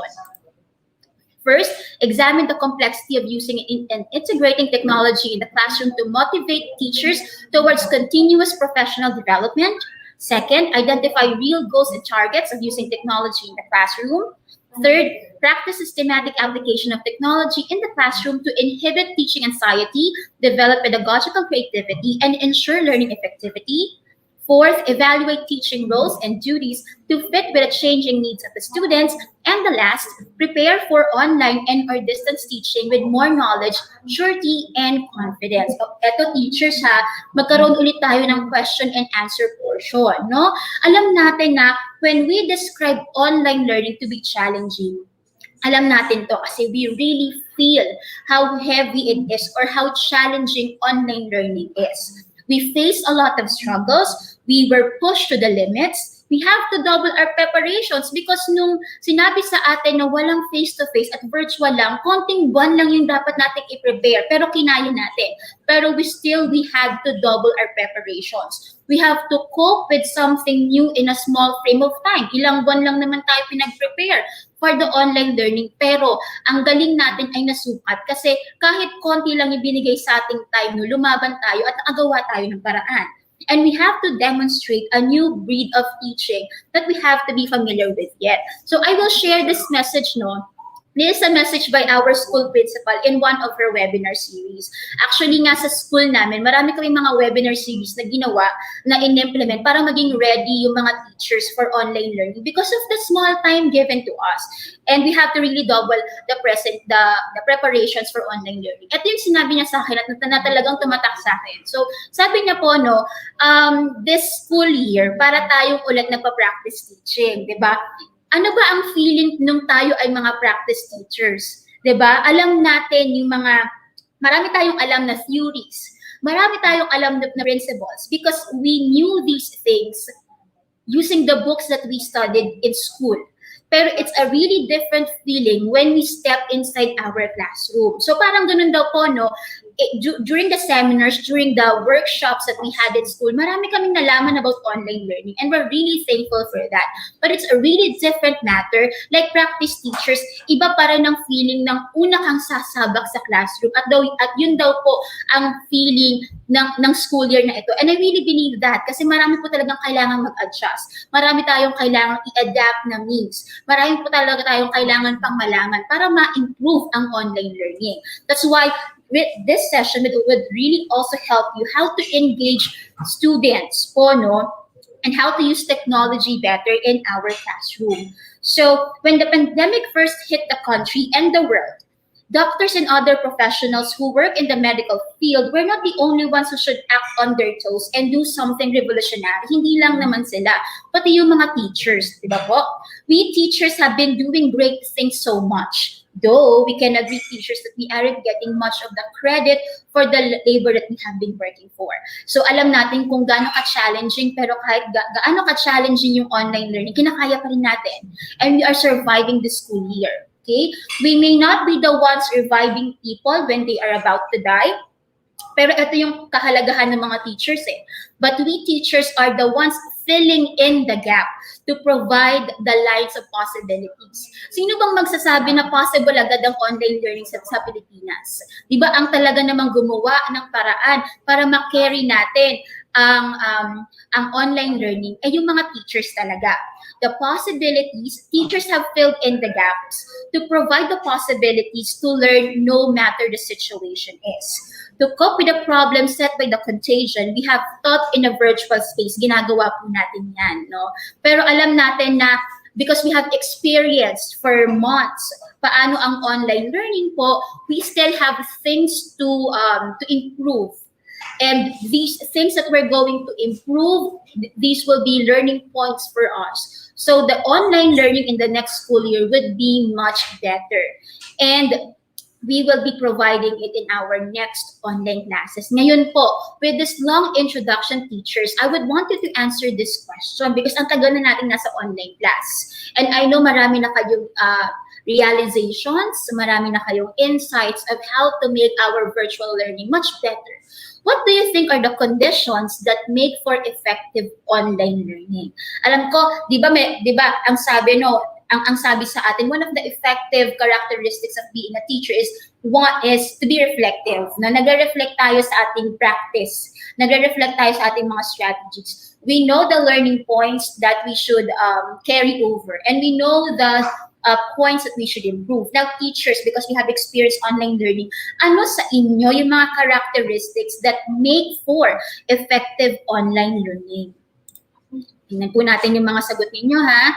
Ayan po, naghihintay po tayo ng may magko-comment. Alam ko naman na marami tayong mga naisip na pwede pa nating i-improve, no? Meron din tayong mga ginawa sa classroom natin na alam natin na kaya nating i-apply pa sa next school year para nga naman, no, mas mapag-ayos pa yung ating yung pagtuturo. Okay? So dahil diyan, medyo mabilis lang po yung pag-flash ng mga answers. Pero meron po akong isang pipilian dito. Sabi po ni Ma'am Catherine, ayan, nawala na naman. Technical Director, okay? Pwede po bang pumili po ng isang answer po, Technical Director? Isang answer from our audience that respond to the question, no, na what he or she thinks would make for effective online learning. Can I show this po? Ayan, mag-show po ako ng isa, ha.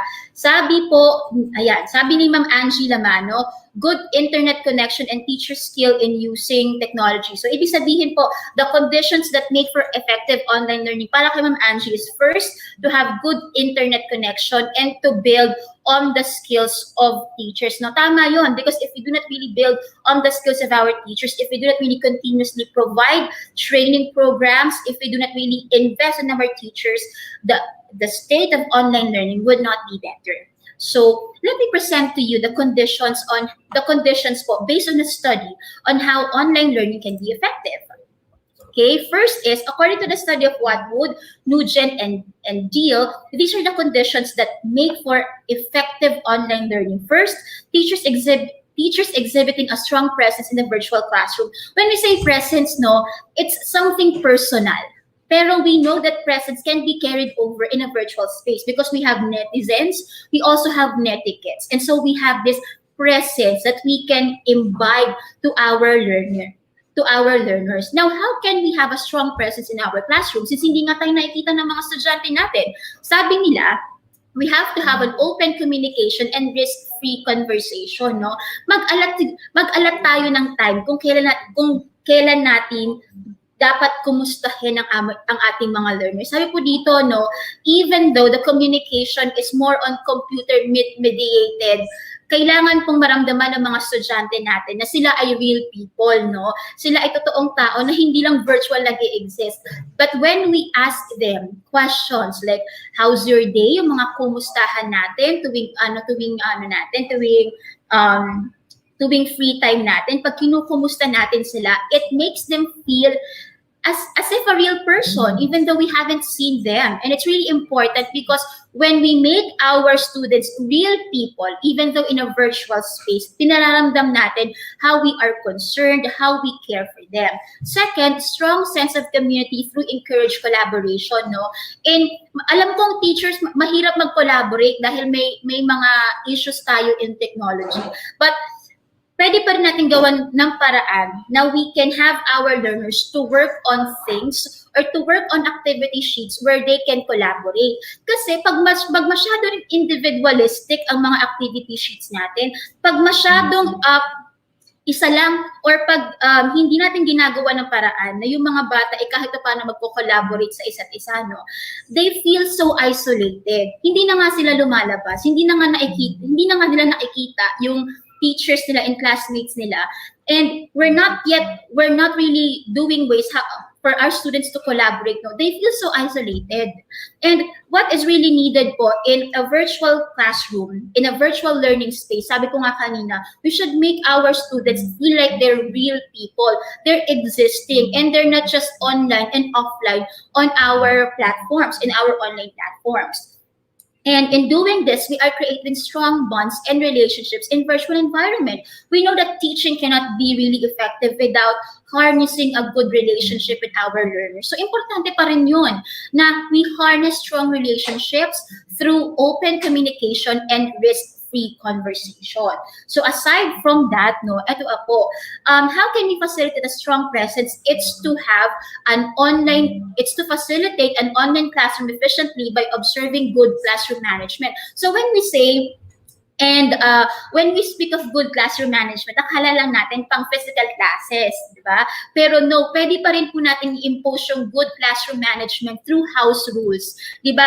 I know teachers sa group chats ninyo, may mga house rules kayo. Example, i-like, wag mag-flood, no? These are the house rules that you say to your students. Kailangan pa rin yun. Then boundaries. So when you say that your class would start at 8, your class schedule would start at 8 a.m. to 4 p.m., 4 p.m. lang. No, mag-set tayo ng boundaries because we teachers need some space din so we can detach from the virtual world. Alam ko, yung stress na yun, yung sometimes when we are too much na, or when we stay too much when we stay too much in a virtual space, or when we have used our gadgets for too long, medyo yung feeling hindi maganda kasi parang nakakapagod. So we also have to set boundaries when we say na hanggang alas 4 lang yung klase. Pero we can use some technologies like many chats and chatbots to still respond to our learners, diba? Yun yung kagandahan ng technology because we can set boundaries, but we can still think of ways to respond to our learners' need kahit hindi na tayo online. Third is to set consultations, no? Meron naman tayong mga free time and then we can set na etong oras lang tayo pwedeng makonsult ng mga estudyante. So, when we're doing this, when we are setting house rules, boundaries, and consultations, still, kahit nasa virtual space tayo, we make our students feel some management in the classroom. Okay? Third, Deliver lessons through facilitative and reflective practices with easy and uncomplicated directions and instructions. Lalo na to, sinabi natin nung nakaraan na ang attention span ng mga estudyante ay hindi naman ganon kahaba. Kaya nga sa school namin, at least 1 or 2 online classes lang per day. Kasi naiintindihan namin kung gaano lang kakonti or kaikli yung attention span ng mga bata. And sinabi rin sa amin na aside from facilitating learning, how about stress on reflective practices?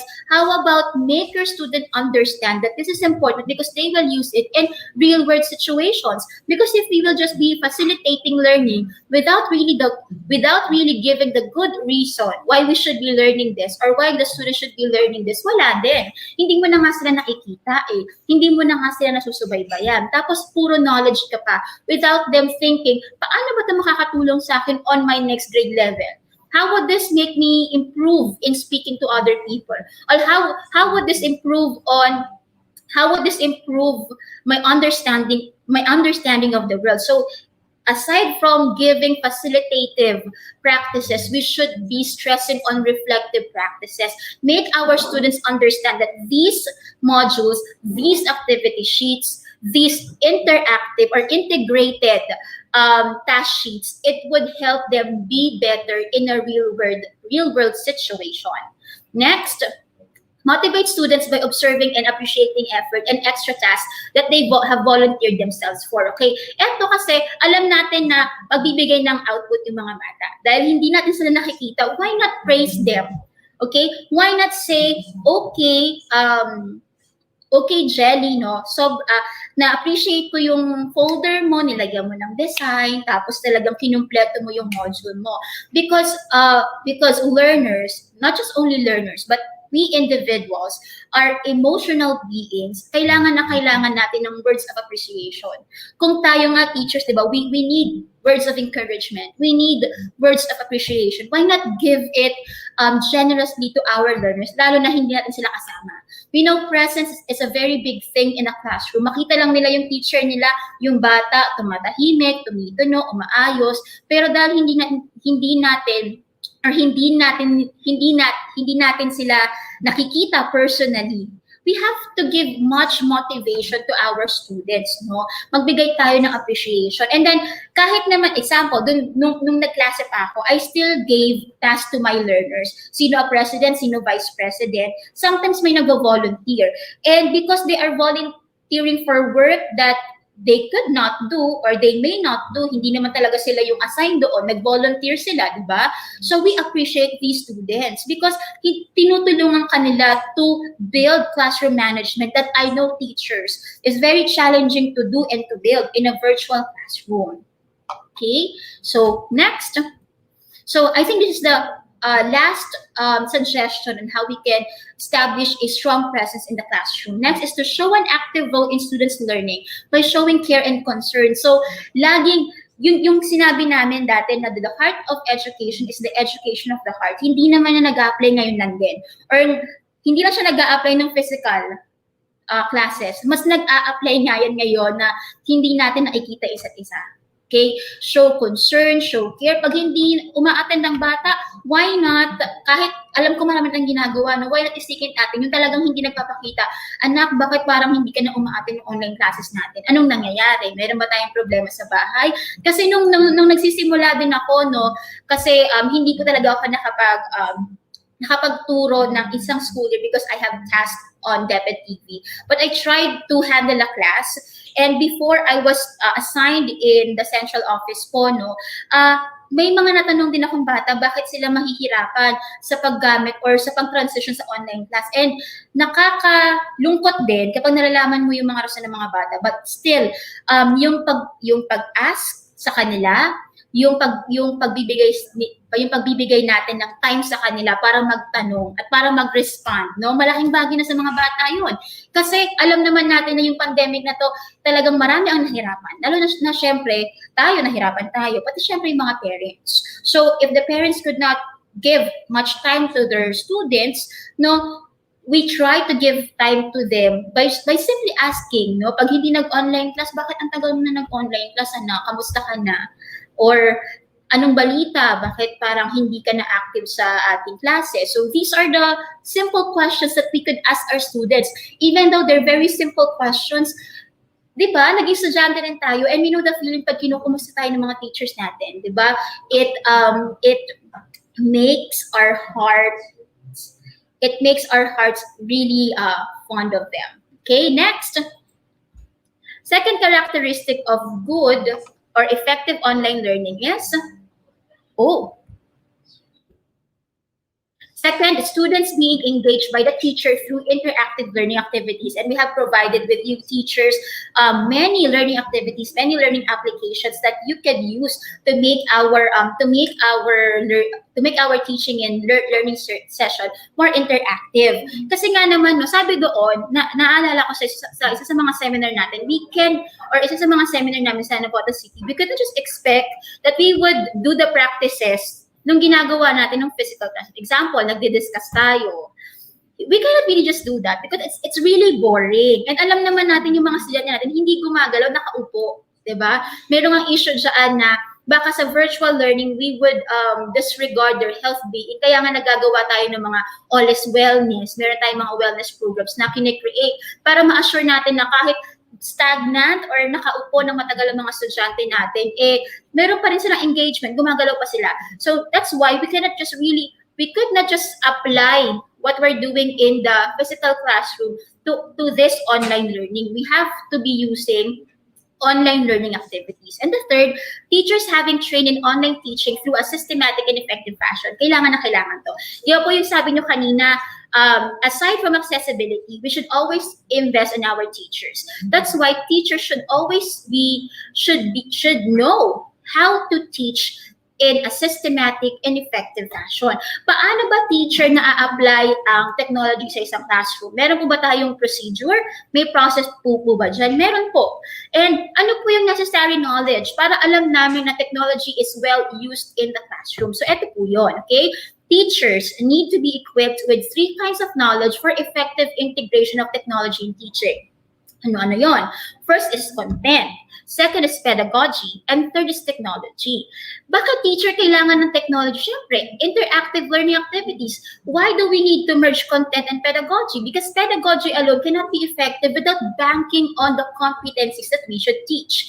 And these kinds of knowledge are actually designed in a certain framework. Ano po yung framework na yon? And this framework is made by Mishra P. and Collar M. in 2006. And it is known as the TPACK model. Hindi po ito yung Tupac na rapper ha. TPACK model, okay? So the TPACK model is composed of 3 kinds of knowledge. Okay? Uulitin ko po ha. Content, pedagogy, technology. So let's discuss this framework. I know teachers, parang naiintriga kayo. Pwede pala pagsamahin yun? Yes, pwede. And I will give some clarifications about this. Okay? First is the content. First is knowing what to teach. First is knowing your competencies. First is knowing, di ba kaya nga po nung nag-start tayo gumawa ng module, ang unang hinanap natin, yung set of competencies. Asa na yung MELCs? Ano yung mga objectives na pag ituturo namin? Unang hinanap natin yung content because this is the brain of teaching. Di ba? Paano ka magtuturo kung hindi mo alam ang ituturo mo? So the first thing is to know your content. Okay, next is pedagogy. Pedagogy, we know would be the skills, would be the methods and strategies for us to teach the content. So pag pinagsama natin yung content saka pedagogy, ang tawag doon is pedagogical content knowledge. We know that kung ano yung ituturo, dapat nagmamatch yun dun sa strategies and methods na gagawin natin sa klase. Okay? Dapat compatible sila. Kasi kung ang strategies and methods natin ay hindi naaakma sa content, hindi natin mauturo sa bata ng maayos at effective yung content na kailangan natin ituro at hindi nila matututunan yung mga knowledge or skills na dapat nilang matutunan. Now, technology. Doon papasok yung technology. Pag nag-integrate tayo ng technology, eto daw. Our technology should be compatible with 2 things. Diba kanina sabi natin, content compatible with our pedagogy. Pero technology should be compatible with the first 2. Technology should be compatible with the content And technology should be compatible with pedagogy. Ngayon, yung technology na compatible sa content, ang tawag doon, technological content knowledge. So kung ano yung ituturo mo, dapat i-deepen ni technology. Dapat seamless ang paggamit ng technology, hindi yung pilit. Kasi meron dyan, gagamit ng technology, pilit na pilit. Hindi siya smooth or parang pinilit na i-integrate yung technology. Pero hindi po ganun ang paggamit ng technology ha. Kaya nga po binibigyan tayo ng maraming choices ng tools, applications, and software para malaman natin ano yung magandang technology tools, application, software na tamang-tama, swak na swak at hindi pilit sa content natin. Next, kailangan compatible din po yung technology sa pedagogy. Ang tawag doon, technological, pedagogical knowledge. So, dapat yung strategies natin umaakma din sa gagamitin nating technology. And when these three things are combined, ang tawag po doon is technological, pedagogical, content knowledge. Teacher masyadong mahaba. Pero I know teachers, no, hindi naman siya ganun kahirap gawin because ang gagawin lang natin is we are adding technology and we're making sure that technology matches the content that we'll be teaching, and it will be matching with the skills and strategies that we will use to teach our content. Okay, malinaw po ba yan? So lumalalim na po ang ating discussion, no? So I hope you are also taking notes or making screenshots of this presentation. Next, the TPACK model, teacher, parang feeling ko unique po yung TPACK. Yes, it is unique. Why? Because the TPACK model constitutes a unique kind of knowledge that teachers must master. Okay? This could not be held by those who are only expert in information technology. Bakit? Kasi alam lang nila yung technology. Wala silang alam sa content and pedagogy. And we know teachers, no, noong nag-aaral tayo as teachers, no, tatlo talaga yung tinuturo sa atin. First is to know your subject matter. First is to be abreast with the strategies to teach the content. And third will be educational technology, how to implement technology in our classroom. Kung IT ka lang, syempre hindi mo alam yung tuturo, hindi mo alam din yung strategies. This could not also be held by those who are expert in content areas because pwedeng alam nila yung content, pwedeng alam nila yung strategies and methods, magaling sila doon. Pero hindi naman nila alam yung technology. So it's a different set of knowledge. Iba rin kapag may alam ka sa technology, iba rin kapag magaling ka sa content and strategies. Dapat pinagsasama yun for an effective technology integration. TPACK synergizes the need for a substantial knowledge of each areas for an effective online teaching. I know, teacher, it sounds so demanding for us, no? Parang ang hirap na ngang mag-review minsan ng content eh. Di ba? Ang hirap mag-update. Minsan mahirap din mag-update ng pedagogy, ng makabagong strategies and makabagong methods. Now teacher, it's like you're advising us, suggesting us that we must also master many technology tools. I think this would be my opinion po ha. We have to be masters of our craft. Because sabi nga po ni Sir Ariel, we cannot teach what we do not have. So if we do not know the content, if we're not good with pedagogy, and we're not coping with the many technology tools and applications, how can we strive or how can we thrive in this different environment? Diba?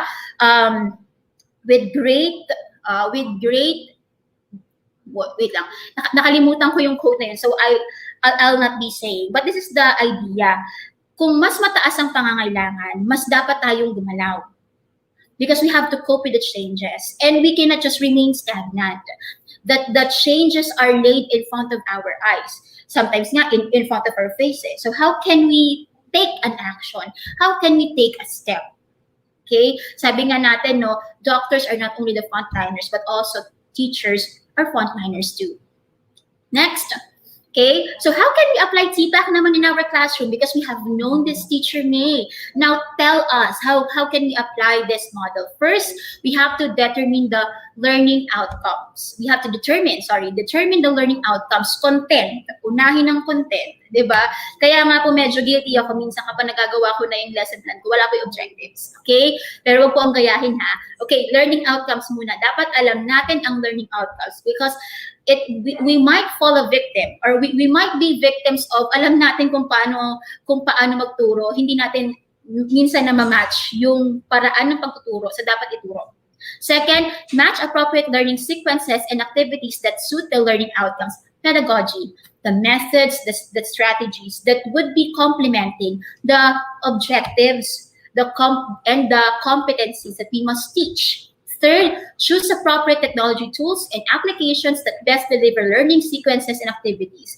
And kaya nga ang ano dito, may tama po bang application or may tama po bang tools para sa pagtuturo? Actually, we can't really advise one application because a technology tool, app, or software is made compatible by what you will teach and how are you going to teach the lesson. Walang tama, wala ding mali, no? Depende yun sa paano ginamit, kung paano gagawin or paano makakatulong yung technology sa pagtuturo ng content. At paano makakatulong yung technology sa pag-harness ng methods and strategies na effectively makakatulong sa atin na maturo yung content na gustong matutunan natin or gusto natin matutunan ng mga bata natin. So again, there's no right or wrong technology tool. Base po yan sa content natin at base po yan sa strategies na gagamitin natin based on our objectives and competency. So I hope I made that clear. Okay, next po, ayan. So, punta tayo sa Blooms. Ayan. So, alam ko po, dapat minamaster natin to. Kaya tingnan natin kung master pa rin ba natin tong Bloom's taxonomy. So, magsisimula tayo from the basic, from the first level of the triangle, and next po, sa pinakamataas. Okay, tingnan natin. Ano po ba yung nasa red? Tingnan natin ha. Ano yung first level ng Bloom's taxonomy? Sige, yung nasa red. Okay, ayan. Naghihintay po ako ng response, no? Ano po ba ang knowledge? Yung revised po ito, ha? Yung revised. Alam ko po, knowledge yung dati. Pero binago na po kasi yon. Sige, bigyan natin ng clue ang ating mga teachers. Ang first ay remember or remembering. Kasi revised na nga po eh. Diba? So, next would be, after remembering, ano naman po, ayan, may mga tama ng sagot. Thank you, teachers. Next naman po, meron na ako nakita. After remembering, the next one is understanding. So, kailangan ma-remember ng bata. Kasi pag na-remember na ng bata, ibig sabihin, pumasok na yun sa short-term niya. Short-term memory. Tapos, second is to understand.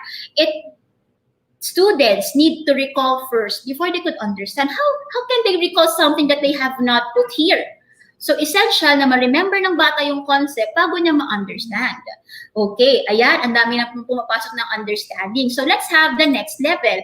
Applying. Ay, dapat pala ipapasagot ko muna. Okay, pero ito yun, applying.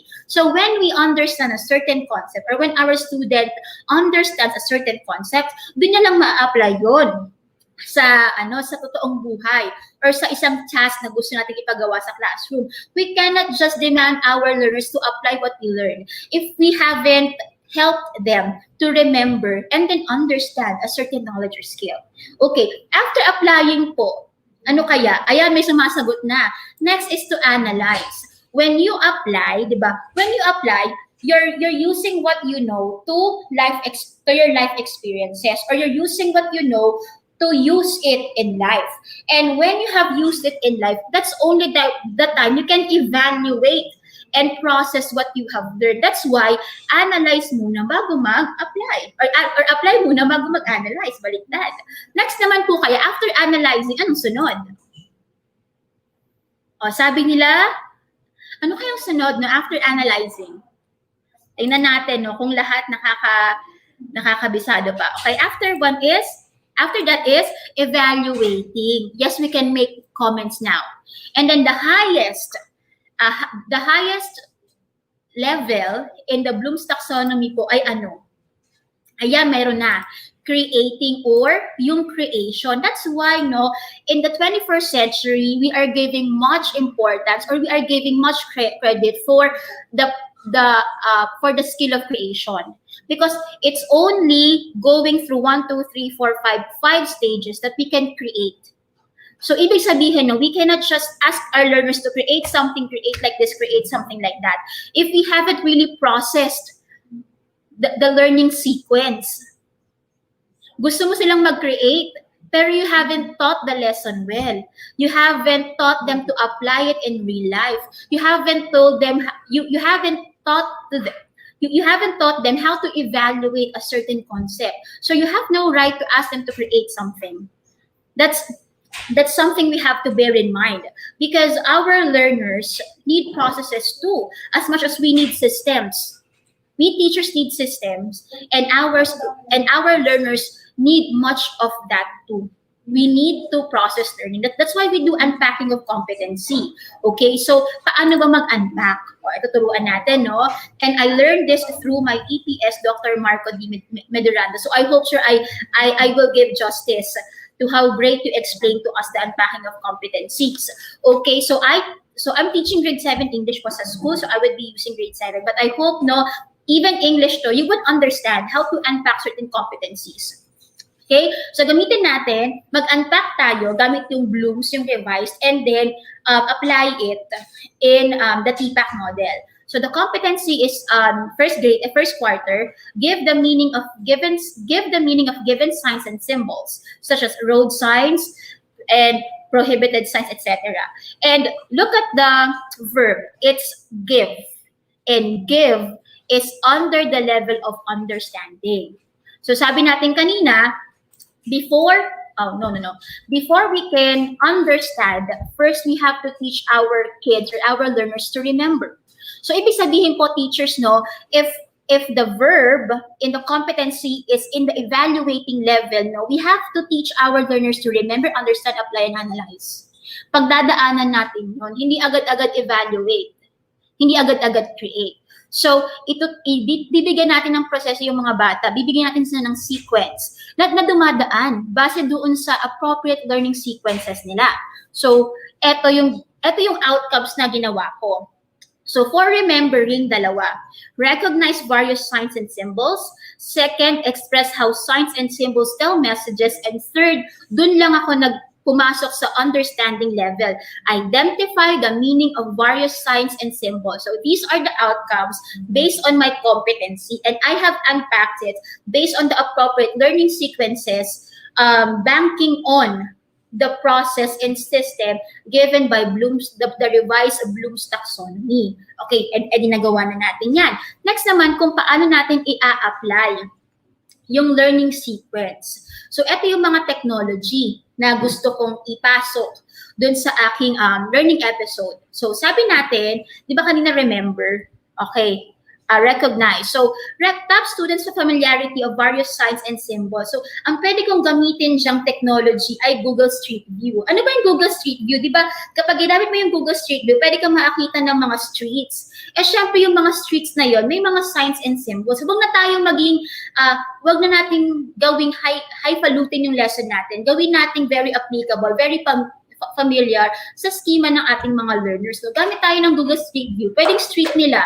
pwedeng street ng community, at tumingin ng mga signs. Oh, familiar ako sa signs na yan. Oh, I see that sign every day. So, hindi ka lumalayo sa context din ng mga bata. You're using their schema, which is very important in tapping the knowledge of our learners.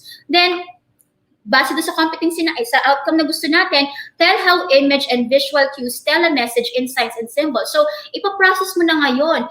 How do these signs communicate to us, even though most of them just use images and no words? So, i-process natin sa mga bata, no? So, you can use that using PowerPoint presentation and use the application No Hands. Ang No Hands po kasi parang Wheel of Fortune na pina-upgrade.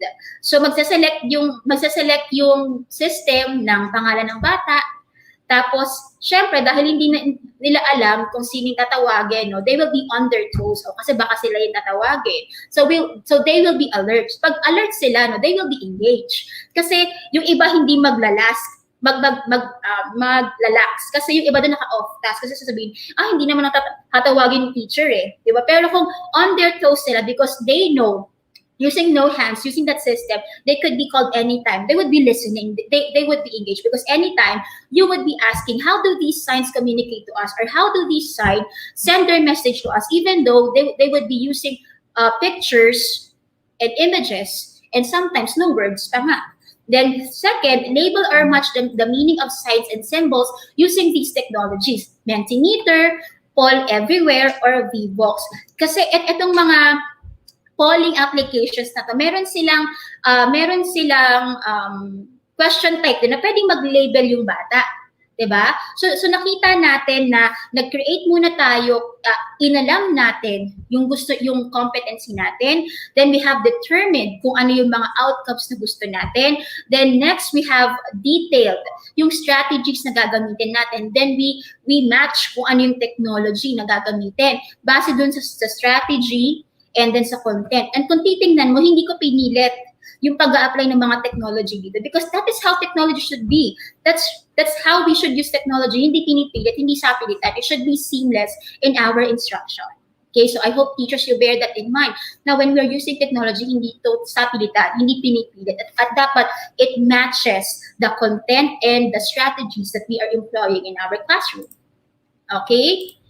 And then, ngayon teacher, no, you would ask me naman, is there an observable process when utilizing technology in our teaching? Kasi kasi I want to use the technology, pero meron po bang proseso? Kasi baka naman, kasi na-overwhelm ako, baka kasi ang gusto agad expert ako. Siyempre po, merong stages na pinagdadaanan yan on how we are using technology in our classroom. And that is your TIMS.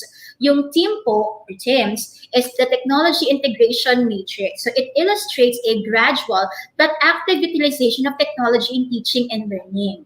So it is composed of 5 steps and it creates meaningful learning environment. In the 21st century, what we should strive to build is a meaningful learning environment. And what is a meaningful learning environment?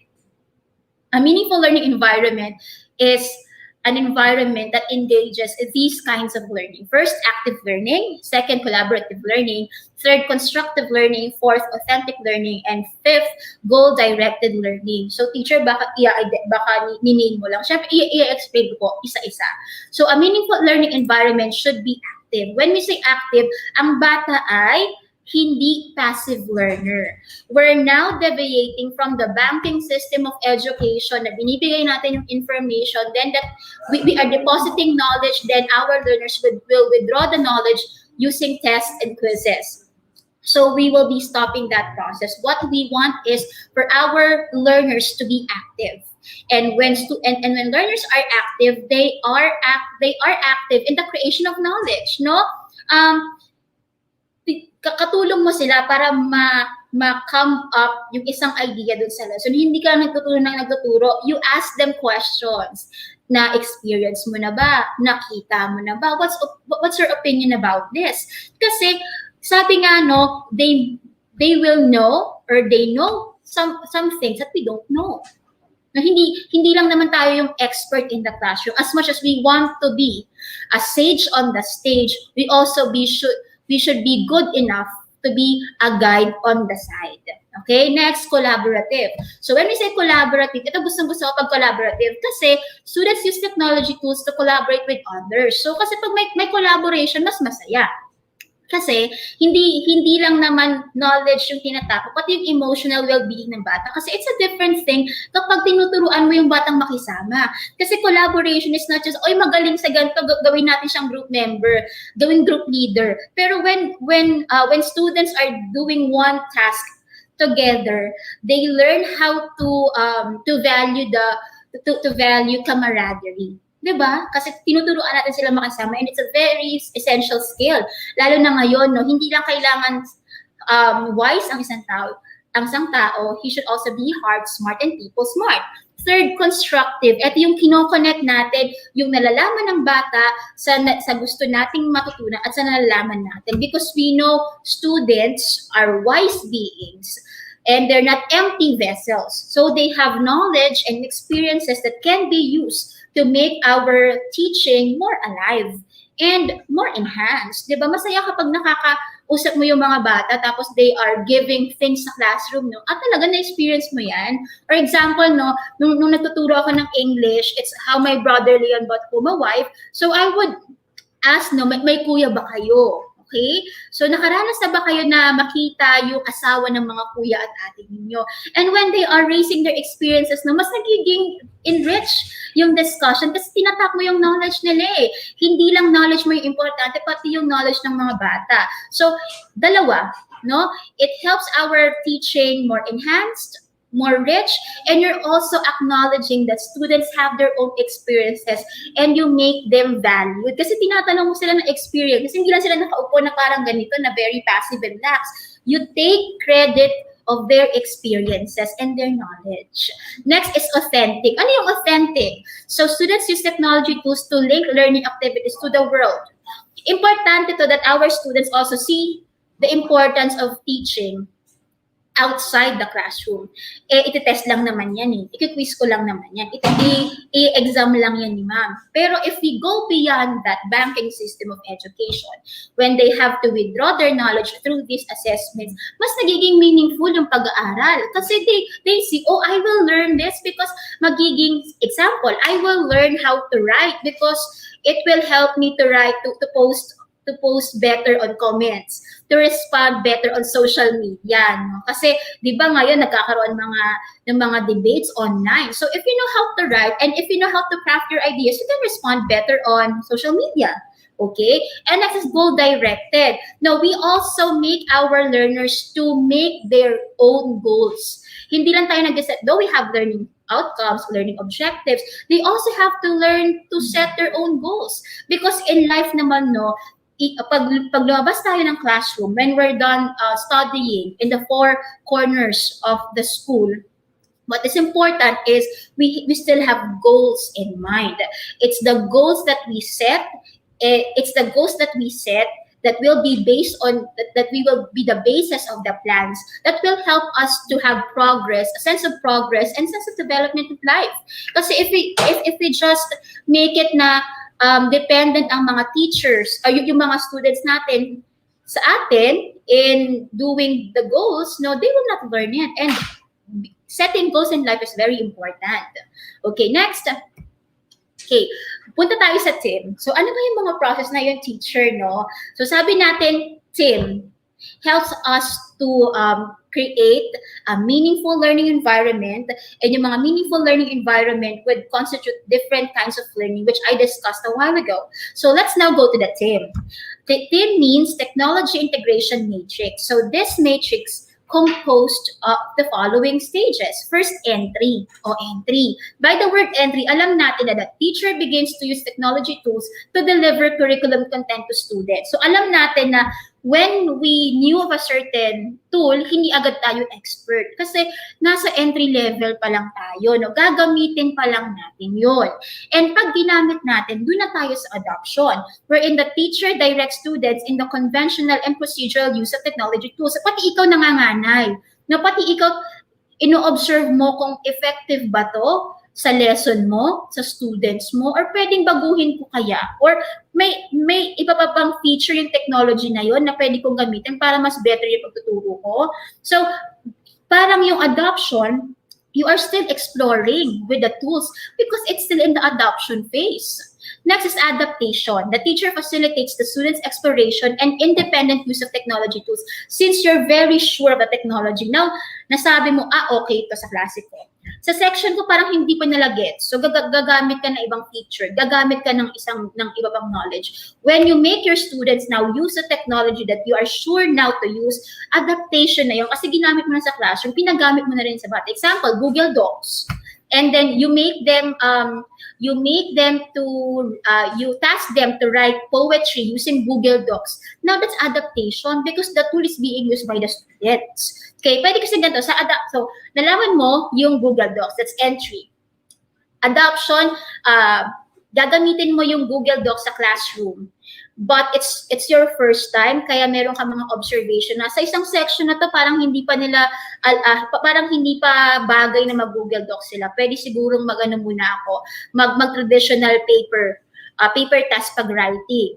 Sa adaptation, pag pinapagamit mo na yung Google Docs sa mga bata. Next, infusion. The teacher provides learning context. Pag infusion, you are giving them the context. Example, write a collaborative poetry using Google Docs because you will be joining a poetry contest. that's infusion because you're putting in a learning context para mas na-motivate yung bata na we're doing this not just because we have to do it in school, but we can use it in practical situations in life. And next is transformation. The teacher encourages the innovative use of technology tools to facilitate higher order learning. Ayan, ang bata marunong ng collaborative poetry, digital poetry through Google Docs. Why not in transformation, make a Google site of all this collaborative poetry that they have made and then publish their poetry in that site. That's transformation because you have elevated the status of technology use. Hindi mo lang pinagawa ang bata ng poetry sa loob ng classroom na may contest kasi sabi mo, sasali sila sa isang poetry contest, but you use those poetry, those outputs sa isang Google set that people can comment on, that people can view. Pwede yun, or Canva, gawa ka ng website sa Weebly, using the tools or using the poetries that you made your students to write. That's the process of thing. And you see, no, hindi pala dapat expert ako. Parang it gives teachers the freedom na pwede palang manganay muna, pwede palang mag-explore muna ako sa paggamit. Pwede naman po because of these stages. Hindi naman agad sinasabi na dapat expert ka, no? Because we have these processes and these strategies, these stages, I mean, that we can observe when we're using technology. So teachers, no, wag tayo ma-stress kasi we have this level of use. May entry ka, may adoption level, may adaptation, may infusion, then transformation. Sa transformation, para din siyang creating process wherein you have used what you learned in a real life scenario. Mas mataas. You have elevated your outputs, your teaching, not just in the classroom. Ayan, next.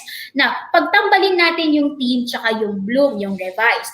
Dun sa entry tsaka sa adoption, that will fall under remembering, understanding, and applying. And for infusion and adaptation, it will fall on analyzing and evaluating. And like what I said, for transformation, it will fall on creation or the creative process, pinakamataas na level ng revised Bloom's taxonomy. Okay, next. For these levels, nakikita natin na sa una no, it gives us, or yung team, it can allow us to make our classes student-centered.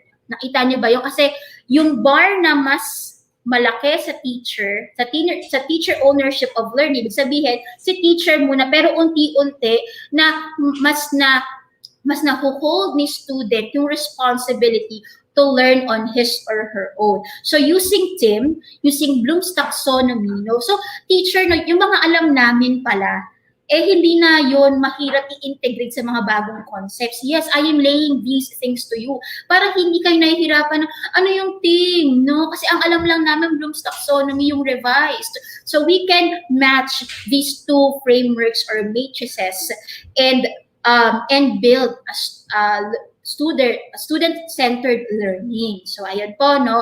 Sa pag-transformation or sa creation, talagang student owns a big chunk or portion of learning. Okay, so ayan po yung full. So, yung sa meaningful learning environment, no, pwede natin siyang i-match based doon sa level of technology use. Kung entry ka, ito yung pwede sa mga different kinds of learning, adoption, adaptation, and so on. So I hope teachers know you are taking a picture of this, or you can search or you can read more about this on, just search TIM or Technology Integration Matrix, and you can have this on their website. So you will be more knowledgeable on how we can have different kinds of learnings. Ito yung mga gusto kong iset sa classroom ko. Example, constructive learning.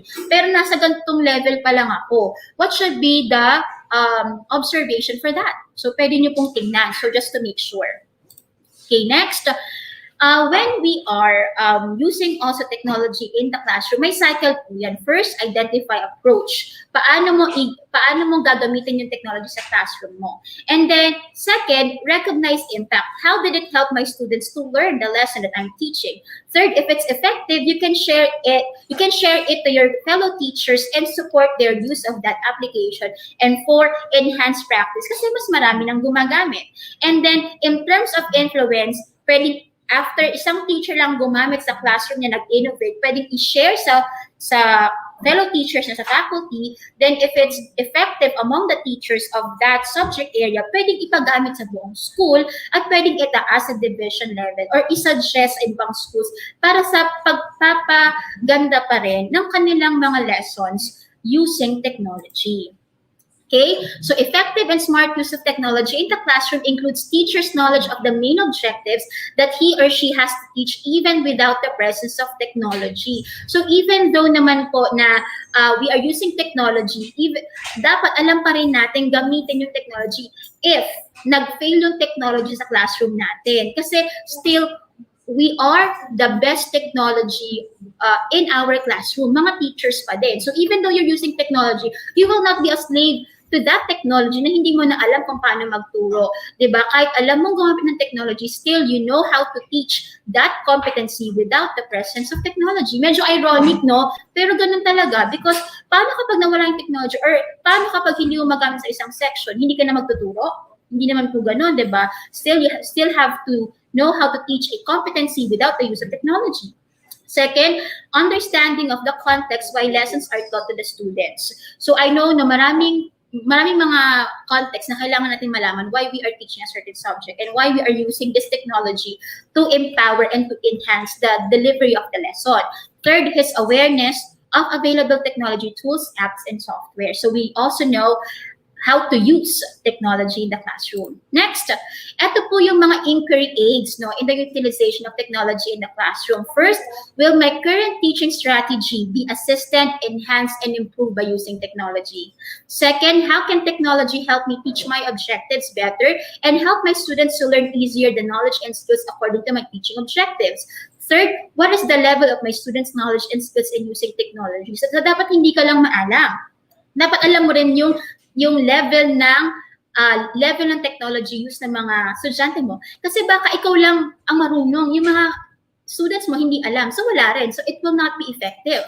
Next, what technology tools, applications, and software are available to me and my students? So given our physical, social, and financial context. Example, hindi maganda ang internet sa klase mo. So hindi ka pwedeng gumamit ng mga tools na solely online kasi hindi yung gagana given the context of your classroom. Fifth, will I not raise issues of inequality of access if I would use certain technology tools, applications, and softwares? No? So alam natin na even though we want to use technology in our classroom, we have to raise this issue na dapat we are saying or we are maintaining equality of access. Dapat pa rin lahat ng mga estudyante ay nakaka-access. Next, using available resources, how can they be integrated or utilized to avoid undercompensating students' learning? So example, ganito lang yung technology na available sa amin. Dahil nga konti lang yung available technology, hindi na tayo gumamit ng technology, wag naman. Because still, technology is very important to be presented to our learners because we know it will enhance our students' learning. Next, sa guidelines naman po, first, the use of technology must help students to learn and obtain preparedness for the real world.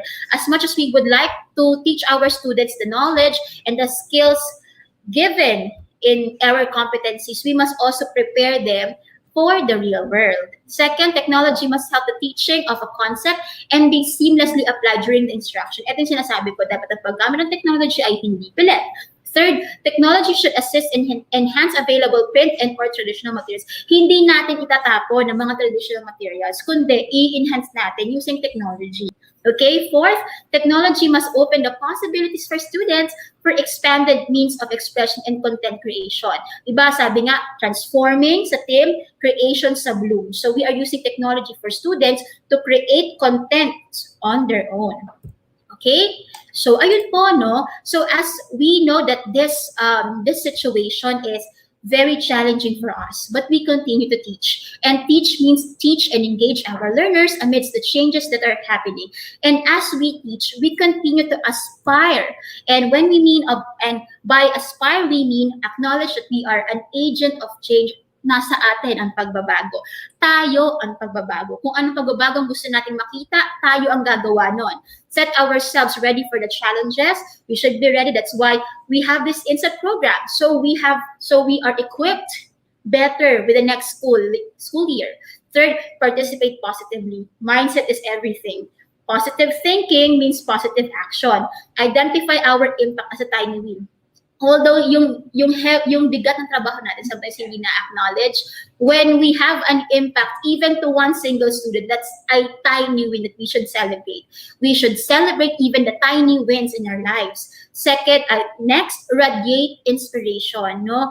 Although tayo din nangangailangan ng inspiration, mas kailangan yun ng mga estudyante natin galing sa atin. Next, empower others. We teachers are very important people in our society, so we have to continue to empower not just others or not just our students, but also the community of people around us. And always remember, even though there are so many technology tools, applications, and software, I believe that technology will not replace great teachers, but technology in the hands of great teachers can be transformational. Again, this is Ma'am Maria Sevilla from SDO Navotas, Kaunlaran High School, and that's the end of my presentation. Thank you so much. Yes, thank you very much, Teacher May. No, it is really very informative for our teachers. And we're now going to give you questions. I know there's actually a lot of things that we would like to discuss, no? Pero you know that the time is very much limited, and we will start with the question and answer portion. So we'll be giving you your first question right now. Okay, so Teacher May, the first question is from Ma'am Carrie T. Maito of Argawanon Integrated School from Cebu Province. So what are the relevant strategies for integrating technology to change pedagogical practices? So I would want to clarify, sir, muna, that we're not changing pedagogical practices using technology, but we are enhancing pedagogical practices using technology. Bakit natin babaguhin yung mga pedagogical practices if most of our pedagogical practices are studied using research? Diba? Ang dami dyan na naaral using research, nakita yung effectivity. That's why most of them are still existing. Again, I'm clarifying that we're not changing pedagogical practices, but we are improving, making it better based on the needs of our learners, based on the kinds of our learners, of their weaknesses and strengths, and based on the available resources and technology that we have. Yes, thank you very much po. How about for the next question? Our next question is from Renz Christian T. Pabico of Santa Cruz Central Elementary School. Since technology can be integrated mostly in online distance learning, do you think that learners under modular distance learning are quite left behind? I have addressed this based on the, we have to make sure that still we are making, we are making sure that there is an equality of access among our learners, because we don't want our learners to left behind. Masakit sa puso ng mga teachers, kahit isa man lang na estudyante nila hindi nakakasabay, di ba po? So with this question, no, because meron tayong tinatawag na massive effect, kung sino yung walang mga technology, sila yung mas napapag-iwanan. And we have to face a reality. But di ba, kaya nga tayo ng modular distance, kasi alam ng mga teacher na hindi pwede yung ganitong technology setup sa mga bata. But still, we are accommodating, we are still bridging, and we are still providing education to them, even though they don't have this technological resources. So maybe they could be left behind because of their situation, but teachers are making ways for them to still learn. And I think that is what matters, Teacher Jeff. No? Kahit anong situation ng bata, may kakulangan man, teacher kasi nagpupuno niyan di ba? Kaya nga tayo nag-module para still, kahit wala sila neto, kahit wala sila ng ganung mga technology, natututo pa rin sila.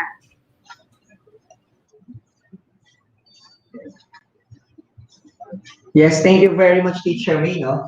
Ayan. Pasensya ka na, I actually waiting for the screen to flash yung mga questions natin. Ayan, medyo nagkakaroon tayo ng konting delay. But it's okay. So, you're absolutely correct with your answer regarding with that question. No? So, we'll now proceed with the next question. Ayan. So, the question is from Sunny Roy A. Septimo of Florentino Torres High School. how we fully utilize the technology map if our own learners lack the gadgets or the internet connection to abreast with what we want to happen in our class. Ito yung sinasabi ko kanina that we have to set our technology, or we have to bear in mind the available resources in our classroom. Definitely, we have to be smart with the use of technology tools, applications, and software in our classroom. We will not use something that cannot be applied to most of our learners. Kasi yun nga we have to make sure that there is an equality of access. If ang gagawin natin, teacher tayo, di ba? So we will not do anything na, example, you have 30 students, 10 lang doon ang kayang mag-online. Magpipilit ka ba talaga ng isang online setup na gagamit and nangangailangan na pagiging online? Definitely no. So we have to set our teaching then, and we have to set the tools, the applications, and software based on the context and the resources available, not just to us teachers, but also to our learners. Yes, we can be idealistic, but we must put emphasis on the characteristics, context of our learners. Kaya nga, di ba sir, di ba pag sa start ng school, kumakalap tayo ng data ng mga estudyante kasi inaalam natin kung ano yung mga available sa kanila, because we don't want our students to suffer from the Matthew effect, and we don't want our students to be discouraged in learning just because you are favoring others. Teachers, we must bear in mind that when we are teaching and when we are using technology in our classroom, there is an equality of access. Thank you. Yes, thank you very much, Teacher May. We'll now proceed with the next question. Ayan, pasensya na, tuloy-tuloy tayo kasi may nahabol tayo. Pinili yung pinakamahirap na question. Well, actually kasi dahil host ka daw. Okay, so our next question is from James B. Ebreo of Pintian Elementary School from Batangas. So what are elements would you include in pedagogical mediation of distance learning in times of pandemic? I think the word element is vague, so I think it could be made more specific so we could understand what elements, diba? What elements would you include in pedagogical mediation of distance learning in times? Ano elements? Would the elements be based on the context of the students? Would the elements be based on the curriculum side? Would the elements be based on the pedagogical side? So we have to be more specific of what these elements are so we could answer really the question. But thank you, Sir James V, for giving me this question, because I have also reflected that I should also be more specific with the things that I'm saying. Thank you po. Yes, maybe we can refer to the periodic table of elements. Baka there's a lot of elements. Thank you, Sir Jeffrey. That was idea. That was just a joke. Okay, so we'll now proceed to our next question. Okay, so the question is from Marites M. Julian of Alicia National High School from SDO Isabela. Okay, so hopefully matuloy tayo sa Isabela next year, no? Ay, next week! That's not next year. Okay. So in a modular distance learning modality, how can we integrate technological approach which leads to a meaningful learning? So meaningful learning, there are many types of learning. But we have active, we have constructive, we have collaborative, and sa modular distance learning, though teachers, medyo tayo ay napipigil dun sa mga gusto nating gawin, sa mga kinds of learning na characteristics ng meaningful learning. I think we can still make our students to be active kasi sinasabayan natin yung modular ng synchronous, 'di ba? Nagsisynchronous tayo, nagde-DepEd TV tayo, ETUlay tayo. So these are the platforms that help us to engage our learners to make them still active in learning even though it's a modular distance modality. Thank you very much, Teacher May. And I guess we're down to our last question. Yan. That's actually the last question, Teacher May. Okay, so sako tayo sa time natin. No, thank you very much, Teacher May, for sharing your expertise with us. And truly, here at the EdTech unit, diba, as our tagline says, we are going to bridge curriculum and technology. And I know that you explained that well in your talk regarding the content, pedagogy, and as well as the relation to technology. Thank you very much, Teacher May. And at this point po, we would like to say thank you po sa SDO Caloocan, Dr. Dea, and SDO Caloocan, SDS Dr. Losaria, Dr. Alina, Dr. Ali Perez, ETS SPED, Sir JP Palad, Dr. Macarubo, Dr. Jovan, Dr. Salam, Dr. CJ Ilagan, and to the school head, Sir Dom Angeles, and all teachers of Caloocan, and SPED teachers and SPED SLMS validators. GDJES, ayan. So maraming salamat po sa pinadala niyo po na pastries para sa amin dito ngayon sa Central Office. Highly appreciated po. And before we end our for today as well as the AM session, let's hear some few words from our host and as well as our speaker for the second session of the AM session. Teacher May? Yes, Teacher Jeff. So I would like to have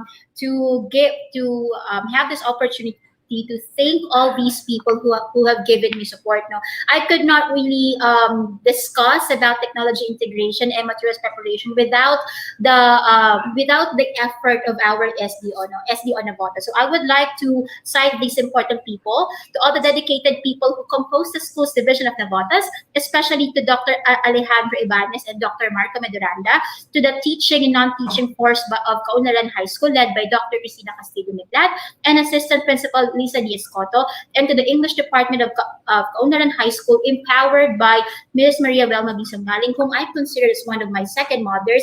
Thank you so much for all your support. Shout out din po to my teachers in elementary and high school, and especially to my favorite professor, Dr. Milagros Cañares. Hello, ma'am. I miss you. Yes. Template, as you can see there at the bottom of our screen.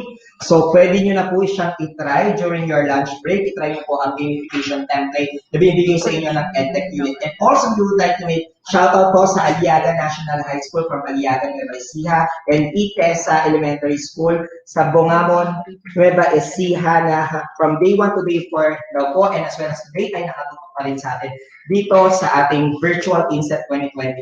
Now, teachers, I know it's already turning about your lunchtime, so we will be giving you your lunchtime from 12 o'clock to 1 in the afternoon. So after posting the evaluation of our QR codes and as well as the link for our AM session speakers, ipopost po namin yan, so you can take a snap of it, you can take a screenshot and as well as grab those images para po ma-evaluate natin ang ating mga speakers for today. And I'm sorry to say, but I'm going to give you assignment. Babalikan po namin kayo after lunch because we are planning, of course, to have another session of the INSET, of the virtual INSET 2021 or another year for teachers. That is why we are considering your voice. We would like to know kung ano po yung mga suggested topics ninyo that you want us to discuss sa mga susunod pa na mga INSETs natin. And for the digital poetry output, as you can see there, nandiyan po yung link natin. Please don't forget na ilagay po ang inyong mga digital poetry output and as well as makikita nyo rin po dyan yung ibang mga output ng ating mga teachers. So that's all for today for our AM session. Again, we will be posting the QR code for the evaluation of our speakers. And the first virtual INSET 2021 PM session will be right back at exactly 1 o'clock in the afternoon. See you and enjoy your lunch.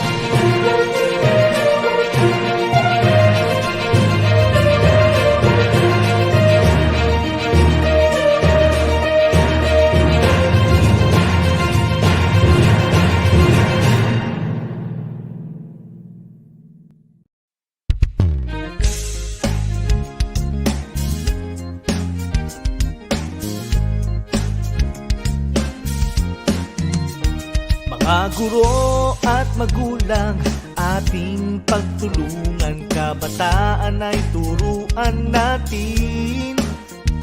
Kahit na nasa tahanan, pag-aaral ay tutukan, oras at kasanayan ay ilaan. Sulong edukalidad, magbago man ang panahon, ipagpatuloy ating layunin, patatagin ang edukasyon. ETUlay ang gabay sa pagkatuto, ETUlay edukasyon itatawid sa iyo. ETUlay paaralan di lalayo sa iyo. ETUlay sa makabagong panahon, ETUlay para sa kabataang Pilipino. Kayo ba'y may katanungan at hindi maunawaan? Kami ang gabay at tulay na magtuturo sa'yo.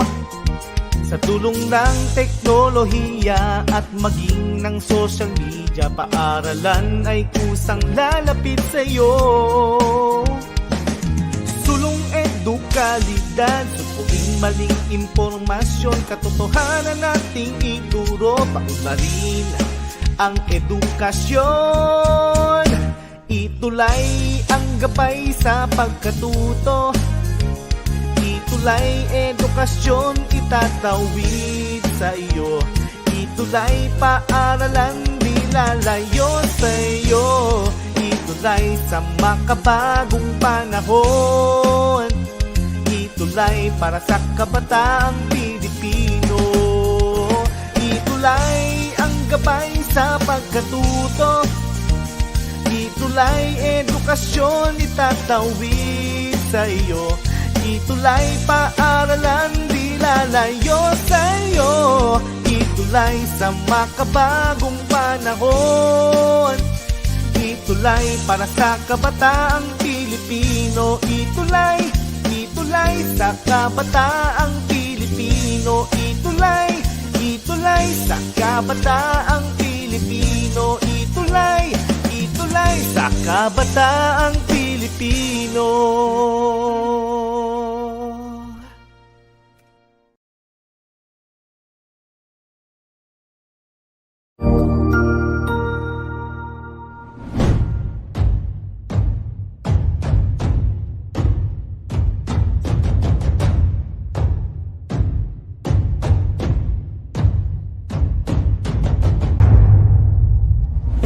As we face the command of rapid development and technological innovation in the world, the Philippines' preparedness in advancement of its physical facilities, infrastructure, and soft skills are given focus, especially with the empowerment of teachers' capacity and capability, not only in pedagogical aspects of teaching, but the confidence in delivering instruction with the use of information and communications technology. The Office of the Undersecretary for Administration, under the leadership of USEC Alain Delby Pasqua, established the Educational Technology Unit under the Information and Communications Technology Service. Its prime function is to empower and capacitate public school teachers and learners as required by the global demand of the fast-paced development in technology.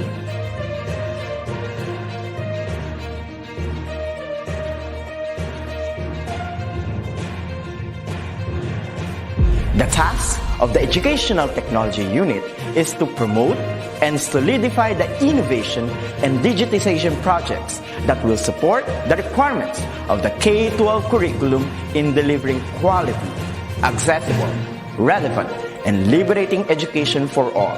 It targets different components and facets of skills development, which will enable the technological advancement of the infrastructure of DepEd. This is supplemented with empowerment training programs in emerging technologies for public school teachers.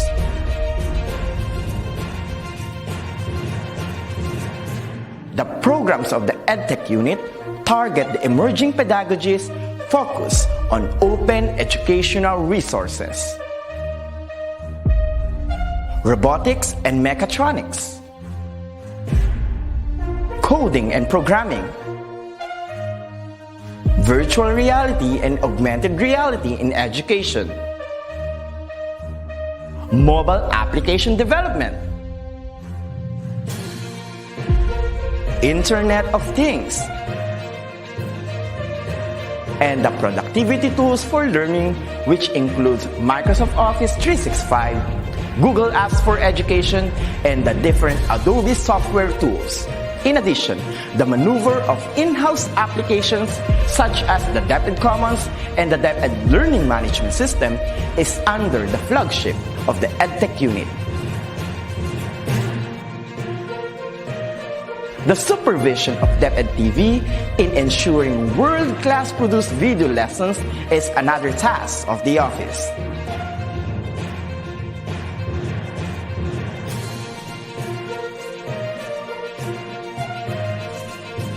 Lastly, the conduct of free online tutorial session, coined with the term ETUlay, is a bridging program to support learners and parents in answering the self-learning modules pioneered with the initiative of the ICTS EdTech unit. A teacher's influence is limitless, bound with the heart for service and dedication to fulfill the greatest mission to educate the young. The ICTS Educational Technology Unit will be there to promote, to empower, and to inspire Filipino teachers and learners as we grow as a tiger in the region, hitting our target as one of the best in educational technology. Come on and join us as we make our dreams into a reality. Sama-sama tayong lahat tungo sa iisang layunin. Simulan natin ang pagbabago dahil tayo ang mga gurong magtatayo ng makabagong DepEd. Sulong Edukalidad.